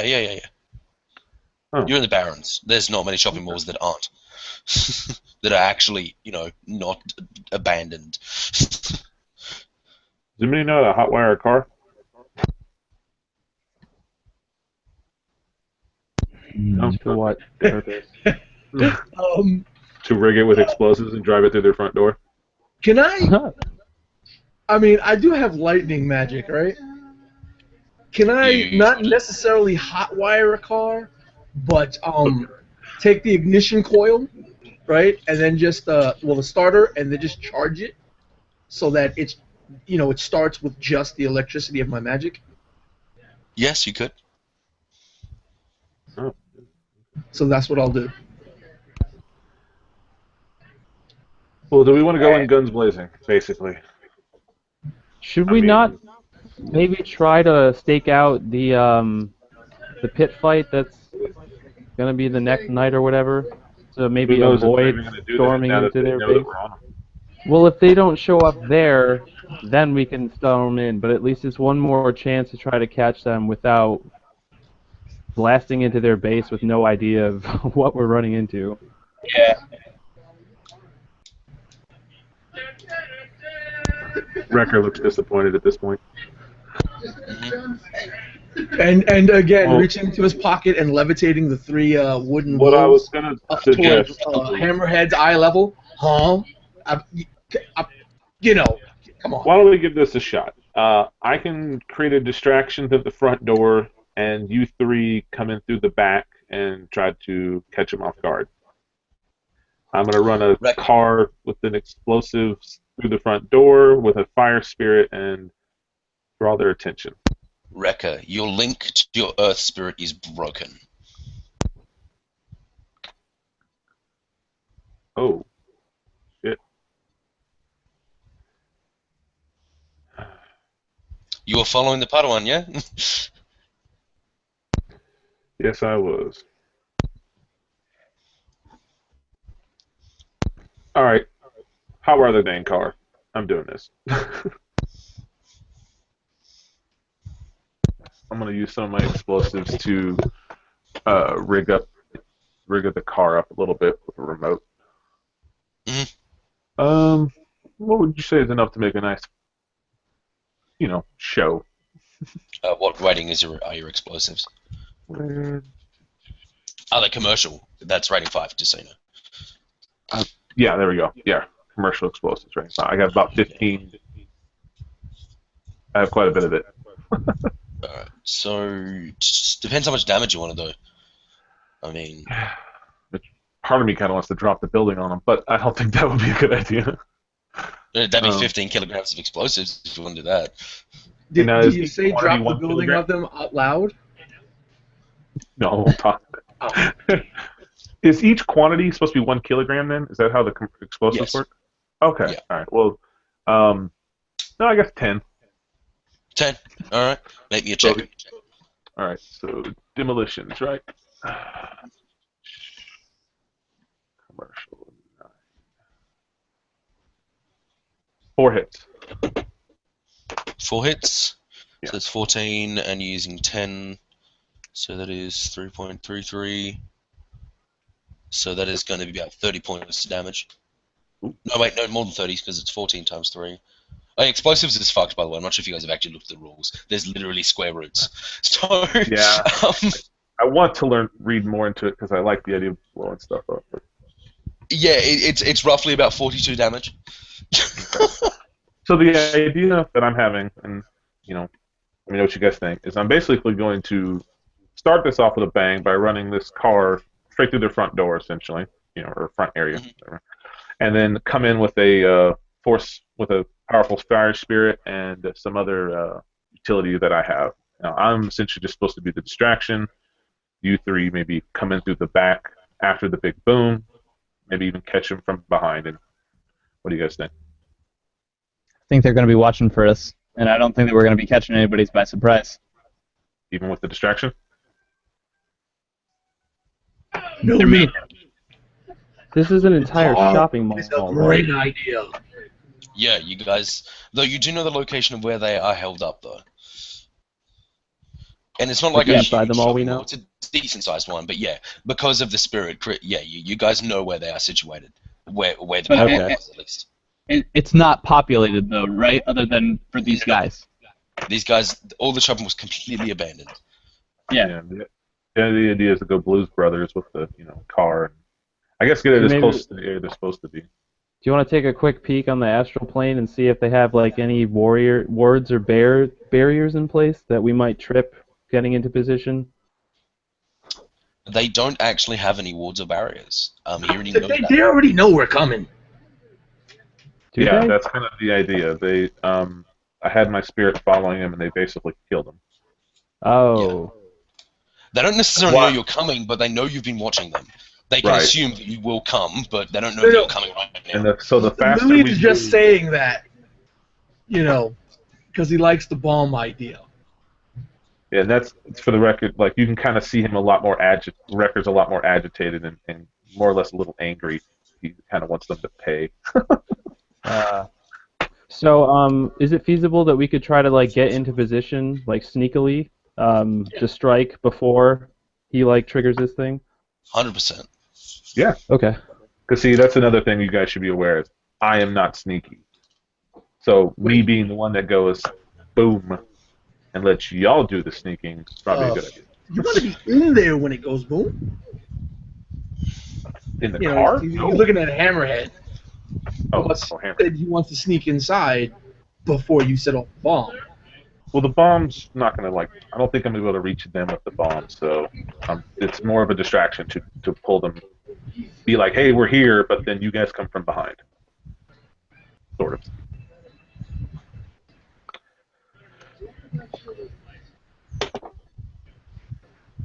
So why don't you guys try to go move into a better position or advantage then?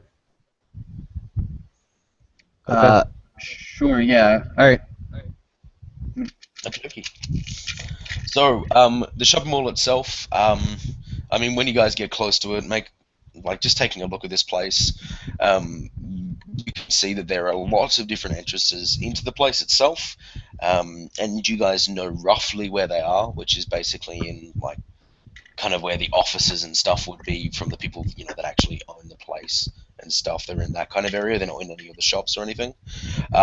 Though from what you remember of what the elementals saw, they have like a shrine in like the main area and stuff like that to their crazy religion, whatever it may be.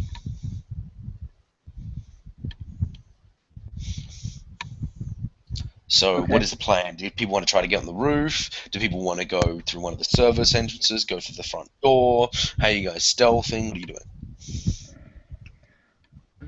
I vote for the front door. Yeah, I'm down to try and sneak in through the back. Take a side hallway basically. Mhm. But I'm not gonna get too close by any means until I hear big old boom. Are they like on the top floor so that if we did get onto the roof, it'd be easy to get to where they're at from there?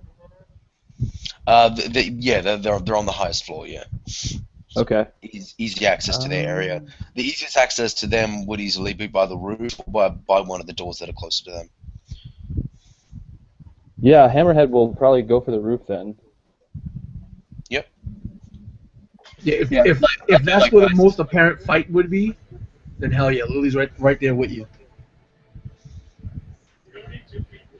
I just want to make sure because I don't think this was specifically stated. There's no spirits as well, right? Flying around. Not that you know of. Mind you haven't checked. Right. Yeah, I haven't, but I'm asking the two mages. Well, when we checked for the barriers, would we have seen any? Well, do you want to check now, seeing as you're there now, and your spirit has older information? Right. Yep. I'll do that. So, 3 hits.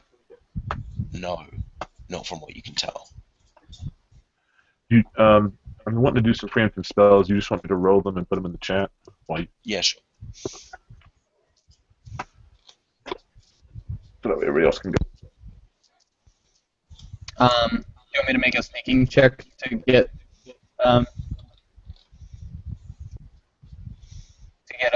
up to the roof? Yep. Whoever's getting on the roof, how are you doing it? There is kind of like a fire escape type thing if you wanted to use that. Or if you're levitating, or if you're going to climb the walls of the community, like whatever. How are you getting on the roof? And then also roll me some stealth checks.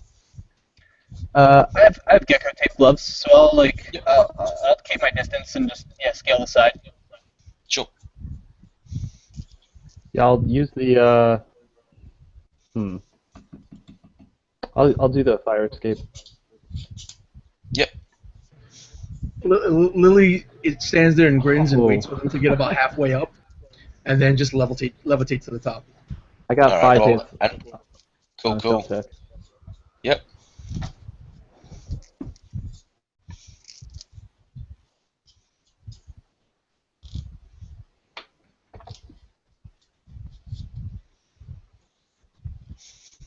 Alright, so do I need to roll like gymnastics or just No. sneaking or anything? Okay.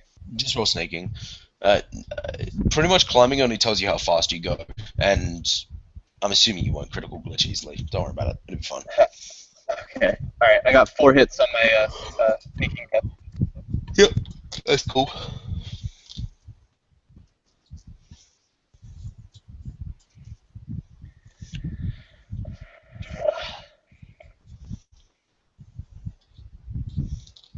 Did everyone roll their sneak? Do I need to roll a sneak since I'm just? If you're levitating up, then you're not sneaking. That's cool. Yeah. Well, I when mean, you're I'm up not- there, are you going to be sneaking, or are you just going to be standing around not giving a shit? Actually, Lily, once he gets to the top and he's waiting for his allies, he's just standing there, not giving a shit, just entertaining himself, watching them climb up. Remember to roll your actual levitate and your drain, of course. Yeah, I did that. Levitate is a -2, and I got 3 hits in total. hmm So that should be good. Yeah, so you take 4, force -2, so you take 4 drain. Unless, so you gotta roll against 4 drain. Pop in sight myself, and let me know the drain on the summon. hmm The drain, Why would I you're take 4? force 7. You're gonna be taking 4 physical. Oh wait, no, you've got 7 magic, don't you? Yeah, Yes, do you that's take what I did. 4 stun? Well, I got to run to Resist it. resist that, right? Yeah, but you're taking 4, and then you just have to resist it. Yeah, that was 6 hits, so Yeah, you get 4. You got 4 net successes, just so you know. 4 net. Oh, that's what you meant.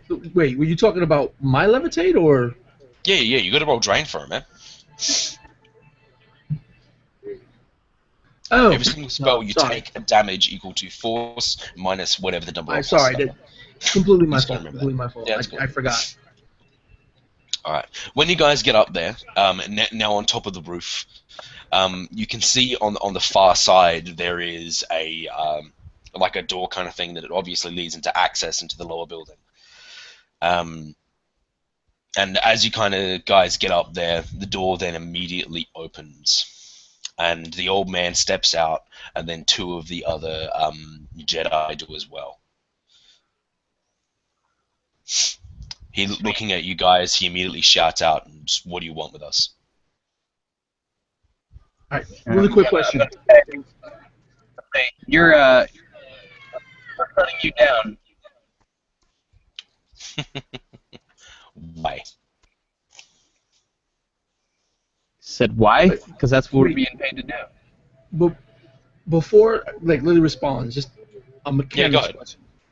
My drain roll, I got 4 hits. So you that take means I nothing. take. Okay, cool. All right. So the way Lily responds, he pulls out the three wolves, and he's holding them standing up, like he situates them to stand up in his hand, and then he just sort of with his finger knocks 2 of them down, and then looks at the 2 standing in front. He says, "Very well, if that's how you want it. If you're not going to back down, then I guess we'll have to fight this out." And when he says fight, Lily just starts grinning, like as close to ear as humanly possible. Everyone roll initiative. Is this happening on the roof? Yeah, they went on the roof and they found them. They had no problem because Lily didn't even roll. What's initiative again? Like I don't It see it in this is thing. D6 plus 8 for you, I think, unless you change your stats. Whatever. It is. It should be on your sheet somewhere. Initiative. I don't know, or on Chumma. It is a number plus a D6 or more. Initiative is what happens right before your character takes lead. Okay, 9. It's a D6. I see it. Okay. Well put. 4 plus 9. I got 16. All right. So, and the other guy. So he Do I need to roll for the spirit? You sure do, man. If your spirit's fighting for you and you're not fighting, because you're not even up there, so I mean, you don't really see much. Well, I'll definitely. I'm hearing this on the comm, so I'm assuming I'm gonna have to make my way there. Yeah. Okay. Sorry. Now I'll get to everyone else's initiative. So, Chris, what's yours? Oh, 23 for me and 7, and so that's 24. 24 for the fire spirit. I'm gonna write it. Yep. What'd you get? Infinite roleplay. I got a 10. All right. I don't know how everybody's getting so high. It's called being awesome. I have a particular spell for it. That's why. What'd you get, Jay? 16. 16. Sure. And Trollman? 24. 24. All right. What is your base reaction plus intuition? Base reaction plus intuition is 8. And what is the fire spirits as well, by the way? 18. 11. Alright, cool. So we've got a lot of people on 24 at the moment. Oh. Oh yeah.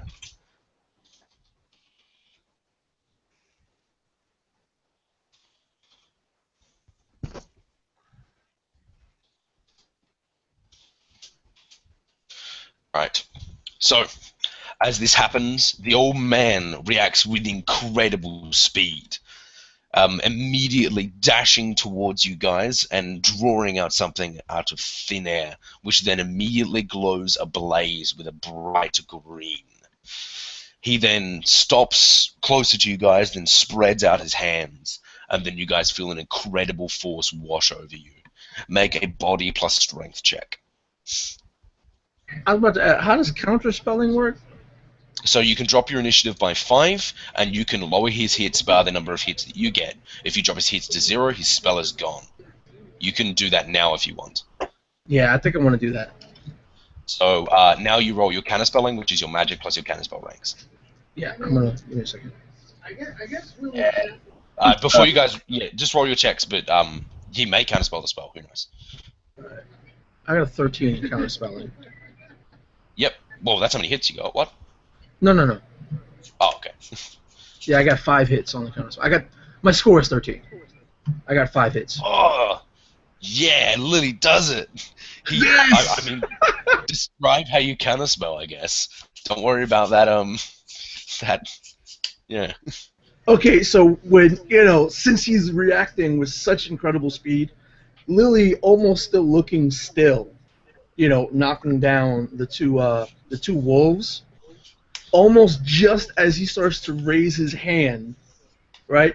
Lily sort of extends his own hand, flipping it with the wolves, the wooden wolves still in his hand, and as this spell is ushering forth, as reality is slightly warping in a wave moving towards us, Lily clenches his hand on the wolves, and just as he does, it's like his wave, his invisible wave that's just barely visible, almost like heat waves coming out of nowhere, smash against an invisible wall, interposed between us and himself.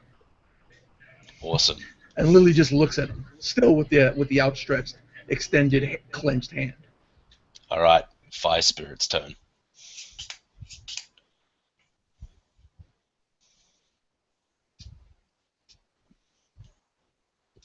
Chris? I can't hear you. Sorry. Basically, I send the fire spirit to kill him, so he's flying right there. I'm assuming it, considering he was with me at the moment, he's going to take a moment to get there. It won't take long. Okay. I mean, oh, that's right. That's what are fast. you doing? Are you doing an elemental attack? Are you making a melee? I don't know, man. What are you doing? I believe they do. It's an elemental attack. They have the Yep. breath thing. And that's the area. They can shoot fire, yeah. Yeah, that's If the you one. want to do noxious breath, he has to get a lot closer, but you No, could probably get there, this fire spirit. It's very quick. Okay, no, I'm going to do that and just do the elemental attack then. Yeah, Okay. so it just raises up so we can see it, and then it fires off a powerful bolt of fire. Roll to hit, man. Okay, so that would be magic It'd be times agility 2, is that plus correct? agility plus its force. Oh, okay, so agility 9 plus its force, 16, 7 hits. The fire blast goes towards the guy, and then he just brings round his lightsaber, let's be honest here, and then deflects the blast as it goes off wide. Shit. By the way, that's the fire spirit. Yeah. All right. Now it is the other two Jedi's turn. The other two Jedi's rush forward with incredible speed, leaping into the air as they're just moving ridiculously fast. Who were the two at the front, basically, because they're going to both get hit. Like not on the roof? Yeah, everyone's on the roof, but on Chris. But who is at the front? Who two at the front? Or I'll choose. It's up to you guys. I would probably be at the front because I went to talk to them or engage. Cool. And who else was closer, the troll or the mage? You guys get to choose. As far as I'm concerned, one of y'all can choose because I was a little too, from my little perch, watching and silently mocking my allies as they were climbing up, I had enough time to just do what I did, and that was about it. So you can choose wherever the hell I'm standing. I'm just going to hit the troll because you're probably floating in the air anyway. Alrighty. So they're going to be attacking you guys. You guys, apart from the troll, he doesn't get a negative because of reach, but you do. So troll doesn't get a -1, but Jay does. You guys get a -1. Roll your reaction plus intuitions. If you have melee weapons, you can try to parry if you wish. I'm gonna drop my initiative by 5 to add my gymnastics to dodge. Sure. Sweet. How does blocking work if I wanted to block?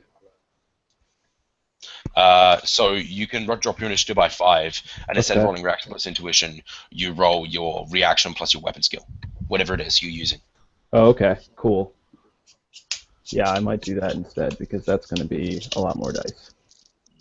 8 plus 14. All right, and now I'm sorry, Jay. Not Jay, sorry. Sorry, Matt. But just roll your reaction. Just roll reaction? Yep. If you're choosing to block, just roll your reaction. Oh, okay. 2 hits. It's a lightsaber. Yep. Oh. Oh, never. Well, yeah, never mind then. Your character doesn't know that though. Well, what exactly is happening? These two dudes rush at you guys with glowing weapons, and they strike you. Oh, okay. One yeah, at you, that's fine. one at Jay. Okay. Yeah, I got 2 And hits. Jay, how many hits did you get? You're at a -1, by the way. Whatever you. 4. 4? Yep, that guy barely misses you. The blade skimming across your skin, burning it. The strange thing is, it passes through your clothes. Oh man. And Matt, I got 2 hits. they hit you. I want you just to roll a willpower check as the blade phases straight through your weapon, hitting you home. 2 hits. You take 8 points of physical damage as your mind explodes with my incredible God. pain. Ugh. Okay. 3, 6, 8. I have to make a berserk check. Yep. 5. That's 7 dice. So, oops. Okay, I made it. So I don't go. All right, berserk. Matt, it's your turn. Okay. I'm just gonna try to kick one of these guys. Yep. Well, the guy that's in so- front of you. Yeah, Let's say yeah. he's the part one. Okay. So that's 5 hits with 2 reach. Oh, you've got 2 reach. Oh, okay, Mhm. cool. You would have got it. Only when I'm hold on. kicking do I get the extra reach, though. Oh, okay, cool. I was about to say you would have gotten more to dodge then, but yeah. Boom. How many hits did you get? 5? Yes. 2 net successes. How much damage? Is Okay, that? so 2 plus 1. 11 minus 4 AP. Oh, nice. Alright, so their armor, 1, 2, 3, 4.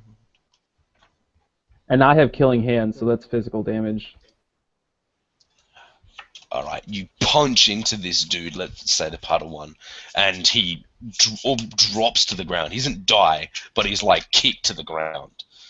And his lightsaber, which he's literally holding like it was on an object, kind of scatters on the ground. It is disarmed. But he's still up, but he's severely hurt. Nice. Okie dokie. Now it is Chris's turn.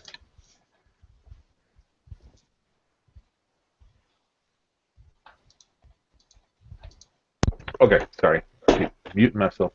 I need to get up into the fight, so I got to cast Levitate on myself. 4, 6. That is manipulation, so 7 hits, so I only get 6 because of the force. Yep. And that way I can move towards the roof at a speed of 6. And So you fly up to the roof. That is your turn. yep, and then drain would be force minus 2 is 4, and I get 6 hits on the drain. I'm good. Okay, I'm done. Yep. I've got someone down here as a 16. Who is that? That was me, but I'm at 11 now after the Oh, change. yeah. You're still next though, because Lily's on 5. Gotcha. So I have the one Jedi right in front of me. Yep. And old man is still just kind of hanging out. He's back. Bewildered that his spell was counted, to be honest.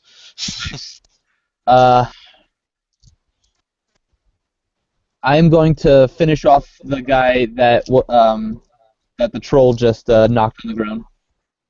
Yep, sure. I'm But going you're in to- melee, so you'll be taking a -2 to shoot out of it. Okay.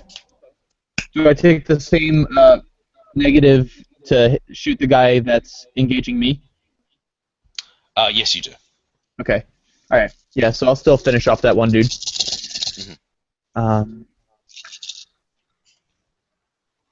Actually, you know what? I'll take out the guy who's engaging me. I think it's just better that way. Yeah, sure. 1, 2, 3, and I'm gonna spend an edge to reroll. 5 hits. You fire at him. Ting! It's gone. Huh. The blade evaporating the bullet as Oh my kind of an God. invisible field of force bounces the bullet off. Oh, beautiful. That's beautiful. It is. All right, Lily, your turn. Then.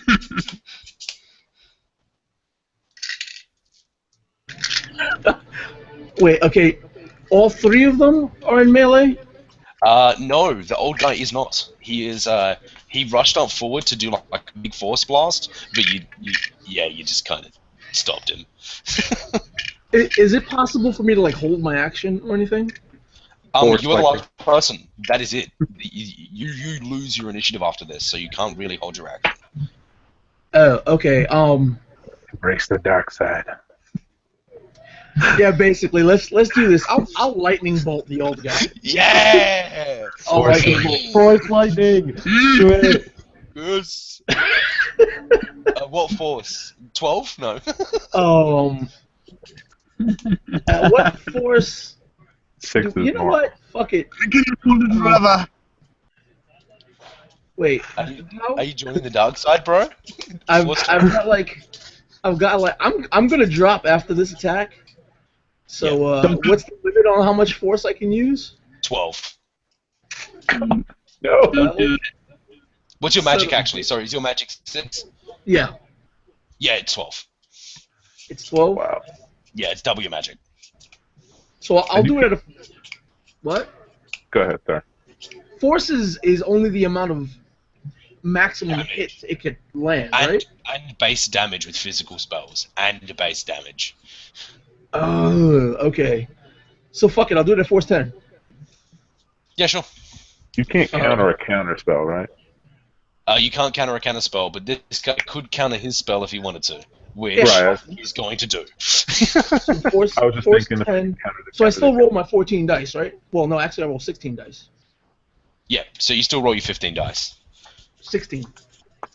Mhm. Buddy. I got 6 hits.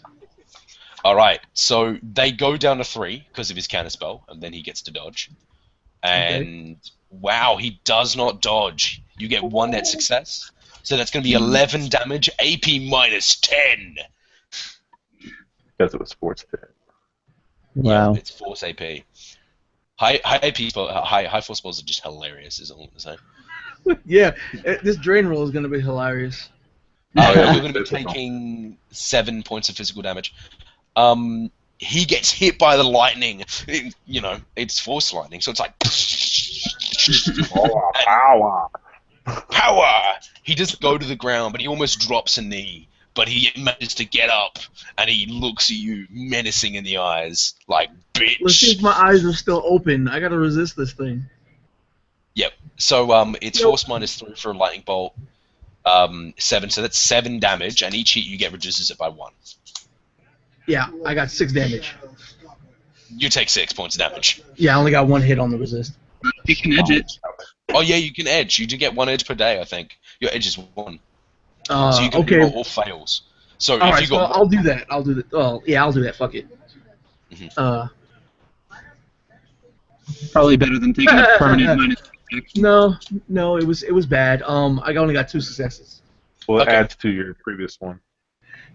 Oh, it does? Yeah, you reroll all fails. You reroll all fails. So say whatever your dice pool was, you get all the failed dice. If your dice pool was 10, you get 9 dice and you reroll it. I just rerolled from 10, so I don't know if that. So just roll again of 9, and then tell me what you get. 9, I got 3 hits. So you resist 4 in total. Okay, cool. So I only take 4 damage. Yep. So you only take 4 physical. That's why Edge is great. All right. Now we minus everyone's initiative by 10, and it is not the Big Jedi's turn anymore. It is the Fire Spirit's turn. Nice. Yeah, Fire Spirit's going to. So there's one on the ground, and there's one in front of Alice, and then there's the old man, correct? Yep. And is there going to be any penalty in shooting at the guy that's in front of Alice? Yeah, you'll be taking a -2. Yeah, I'm still going to do that. So he's going to elemental attack the one in front of Alice. So Sure. you said that was agility plus force -2 is still 14 dice. 4 hits. He is able to also deflect the blast. Oh, that's surprising. Okay. Well, what were you doing? Just the elemental attack? Oh, yeah, it's the Fire Spirit, so yeah. Yeah. Yeah, they're really good at dodging range attacks, by the way. That's what they're built for. Right. Well, I have some... now it is... Yeah, you're done now? Yep, with the Fire Spirit? Yep. Do you want to move closer, or is that it? The Fire Spirit, yeah, I mean, I want him in the mix of it, so to speak. Yeah. I'm just going to say that he's now in the melee now. Alright, so on the Jedi's turn, the Jedi... Now that there's a big fuck-off Fire Spirit near him, he's probably going to attack the Fire Spirit. The other guy's going to get up, collect his sword, and then he's going to try to force push the troll. Okay. So troll, you make a body plus Hold. strength check, which is probably ridiculously high. Fire Do I get Spirit will combat counter sense on spell. that or no? No. Okay. Fire Spirit will counter spell. Fire Spirit can counterspell? Magical Guard, it's the optional power I picked for him. Gives him the Oh, counter sweet. spell. Okay. Skill. That's what a trick yeah, I he had up drops my his sleeve. initiative by 5. Yep, and it would be He's going to basically be out of the initiative after this. 8, or yeah, it's 8 hits. Don't even worry about making that check, Mr. Troll. That spell doesn't happen. The Fire Spirit just turns and is like, no. And the Jedi attacking the Fire Spirit makes a reaction plus intuition check. Actually, Oh, he's probably going to make that. The Jedi is very crap, 6 apparently. Yeah, no, 6 easily dodges out of the way. No problem. Now it's Matt's turn. Matt, did you want to kick that dude that just picked up his lightsaber and tried to make a spell on you? Yeah. Kill the shitty Padawan. Do it! I only got 2 hits, but I'm gonna edge that. So I just re-roll all the misses. Yeah, reroll all the misses. Oh my god, these Jedi are rolling like crap. Okay, yeah. So 7 hits. You got one! win. So, I'm not going to bother. Describe how you kill this dude. Okay, yeah. I just I basically kick him, but because I'm 9'5", I kind of come down on it, and I just like stomp his head. You just curb stomp him. All right, Without cool. even the aid of a curb, I curb stomp him. All right. As this happens, the older Jedi screams, "No!" Wait, yeah, no, he's not dead. No, yeah, no! And then he charges towards the troll and slashes at you with a lightsaber. I can't counterspell the lightsaber, I'm assuming. You can dispel it on your turn, but you can't counterspell it. Good to know. So make a reaction plus intuition check to dodge out of the way, Mr. Troll. Okay, reaction. Yeah, don't block this time. Yeah, don't Yeah, block. I learned my lesson. Nice, 5 hits. All right, he got 6, so that's 1 net success. Make a Okay. willpower check. Willpower. Oh, Jesus. Just a quick question. Oh, no. That whole drop your initiative by 5, that's only for counterspelling, right? Yes, yeah. Okay. So, Which I could, like, scare you. If I glitch that and I want to use an edge point, what does that do for me? It doesn't glitch. But Okay, that's it. okay. Yeah, I think I'm gonna go ahead and do that then. All right. So how many hits did you get? I got no hits, but I don't. Oh, glitch. that would have been a critical hit. Okay, yeah. You're still gonna take 8 points of physical damage. Oh shit. Yep, I'm down.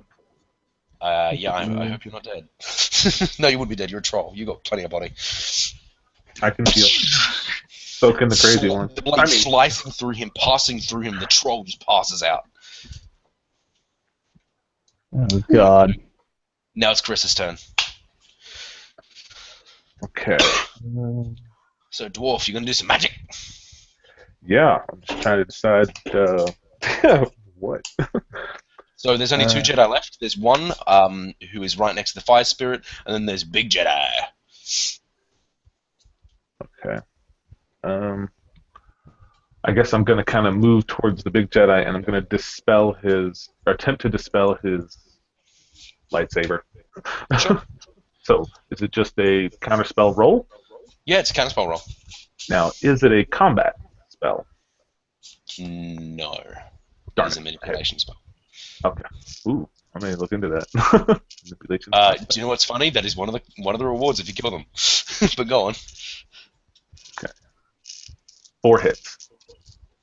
Alright, he's going to roll his resist roll, the force of the spell, plus his magic. Oh, I totally should have edged that. Oh well. Do you want to re-roll, or... Do you know what's No. funny? He only got 3 hits. So... Oh, okay. Awesome. Like, basically, I'm just gonna float to him, remove the spell as like you are outmatched here, and then I guess that's my turn. That is your turn. Alright, now it is Jay on 1 initiative.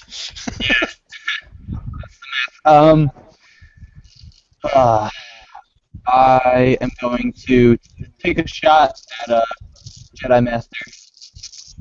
Sure. Am I taking negatives? You are still in melee with that other Jedi, so yeah, you will. Okay. -2, you said? Yep, -2. Bother. 2, 3, 4, 5, 6, 7. Whoa! Yeah, And that's shooting the big Jedi? correct. Alright, he's a lot more negative. Yep, you get, he got 3 hits, so that's 4 net successes. Alright. So that is a total of 11 damage. AP? Nothing? Sorry, shit. I don't have the minus America. Mm-hmm. I don't think it's any AP modifier. Yeah, cool. Alright, you shoot him and you hit him. And he is severely hurt. Simple as that, Alright. he's not dead. Take it. Can I move out of melee range without sustaining a counterattack or anything like that? There is a counterattack, but that's if he takes it. He might not. You don't know. Do I? He does have a fire spirit on it. Yeah, true. I'll take my chances. I'll move out. He doesn't attack you. He's too worried about the fire spirit, gonna be honest. Alright, it is now the fire spirit's out of initiative because he dropped his initiative. So now it is Jedi's turn. He's going to slash at the fire spirit. Okay, so that's action plus initiative.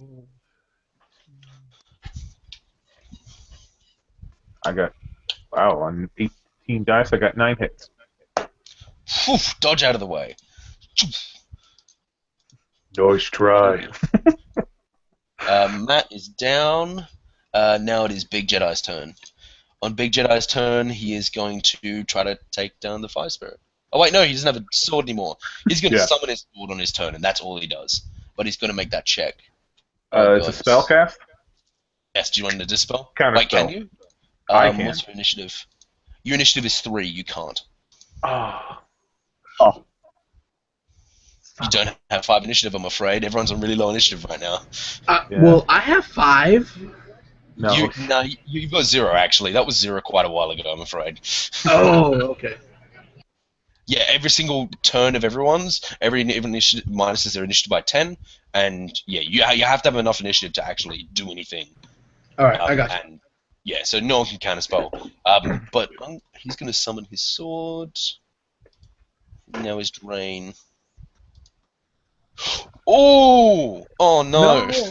Oh, come on, I He wanted to goes finish to him summon the off. sword, and then he starts to bleed from his nose, and he passes out. No, I wanted to finish him. I wanted He to rolled finish 2 him. hits on like 14 dice to resist the drain. Okay, Lily seeing this, like noticing the nosebleed, sort of just wipes his own nose. You know, the blood pouring from his own nose from the 3 hits he got, and it's just like. All right, Chris, your turn. Okay, so he's down. Damn it. I really wanted to try to finish him off. So in that case, I'm going to kind of like inquisitively look at him for a split second before turning to the other standing Jedi. And, okay, so how am I going to do this? All right, I am going to Reckless cast Ooh, 2 spells a turn. Big man. Mana Bolt. Okay, cool. All right, so, and the first Mana Bolt is going to be Edged. Sure. So that's He gets his willpower plus his counterspell range. 1, 2, 3. Yeah, okay, he gets 10 dice. 7 hits. Okay, so you deal 3 points of damage to him. Oh, God, that kind of sucks when you think about it. All right, so it's strain plus 3. Where's my mana there? So basically, I take. Mana Bolt's not the best against mages, is the thing. Oh, right, because of their will. Like counterspelling, you also always get your counterspelling ranks to dodge any spell, and you can on top of that -5 your initiative to counterspell. So it's pretty, counterspelling's really good. Yeah. Well, since I can choose the second simple action, instead, actually, I will cast Fling. I doubt this will work because of the stupid deflection, but. He's taken a lot of hits, so he's getting a lot of minuses. Except, actually, I wanted to check this with you. So, usually I use throwing knives, but the guy does carry a combat knife. I can fling that at him instead, right? Yes. Perfect. Okay, so that's what I'm going to do, is he draws the combat knife real fast and uses the spell Fling to throw it. I do. Well, I guess I should just force. Normally I do force 4 with 7 dram, so I'll just stick with that, even though it's a. Actually, I mean whatever. We'll stick with that. So I roll 19 dice. I've only spent 1 edge or 2 edge. I mean, once he's dead, it's game over. So. Yeah, we'll edge this. So 1, 2, 3. So that's 23 dice with initial edge. I'm gonna roll. Only 7 hits.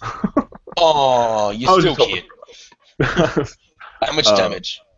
Let's see here. The combat knife does 9p minus 3 AP. Oh my god, on 18 dice, he got 0 hits. Stabs into him, and he is dead. The Jedi have been killed. Let the hate flow through you. The hate! I'm assuming you're going to cast a heal spell at Mr. Troll? Yes, yeah. Wait, they're all down now? Yeah, I just dropped the last one. All right. Now, The are they Jedi all Master down died or in all the dead? coolest way ever, but yeah. They're all Yeah, I dead. really wanted to Well, mana bolt. they're not dead. None. Apart from Padawan, the 2 guys are still alive. They're just unconscious. I want to mind rape the Jedi Master at my first convenience. Sure. Are you guys going to heal Mr. Troll first, or are you going to let him bleed out? 6 hits on the heel. Ooh, Matt, you heal by 6. I'm not sure if that Thanks. gets you up, but you heal It by does. 6. Yeah. Oh, awesome. Cool.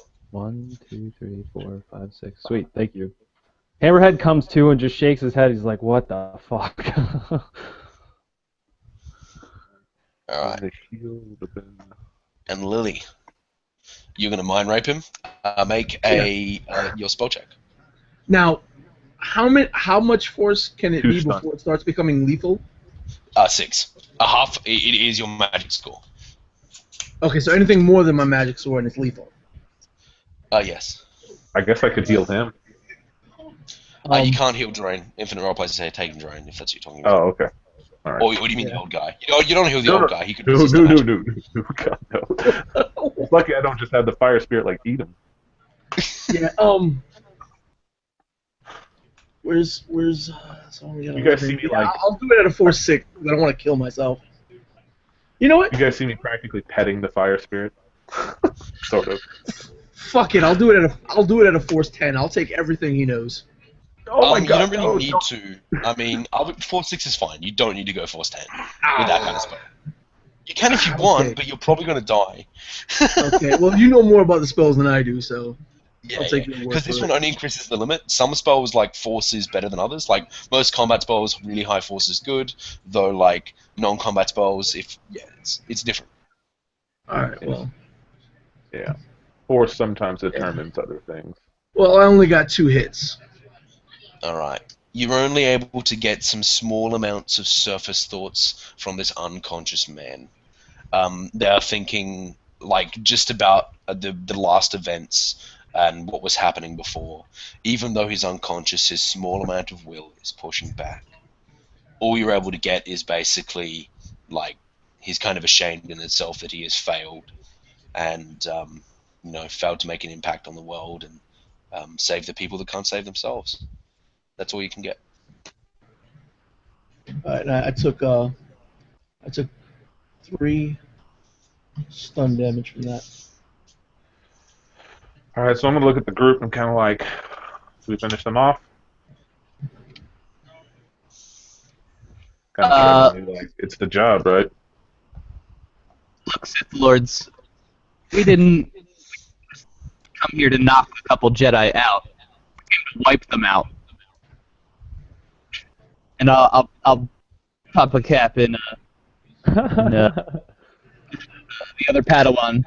All right. Well, when he says that and he fires off the thing, Lily, still bleeding at the nose from the lightning bolt, wipes his nose again, pulls out his katana, and commences to sever the head of the Jedi Master, the old guy. Jesus Christ. You are, oh my god.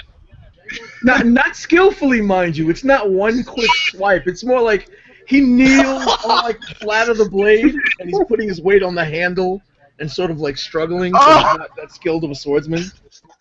God, you're dead. You know, and every once in a while he's still wiping the blood off his nose. He's like, fucking pansy. Pansy. Feel the hate through me.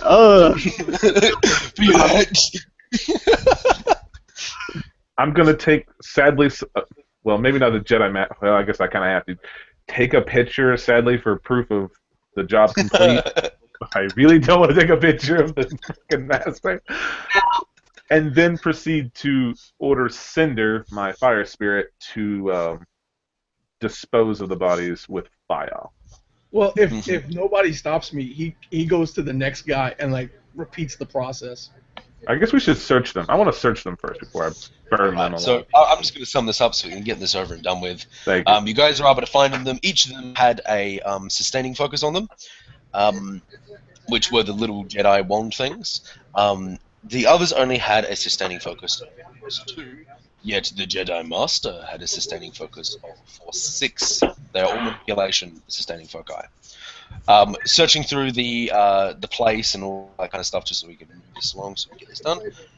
You guys are also able to find a formula for mana blades, in which, if you want, you could get your character to learn now.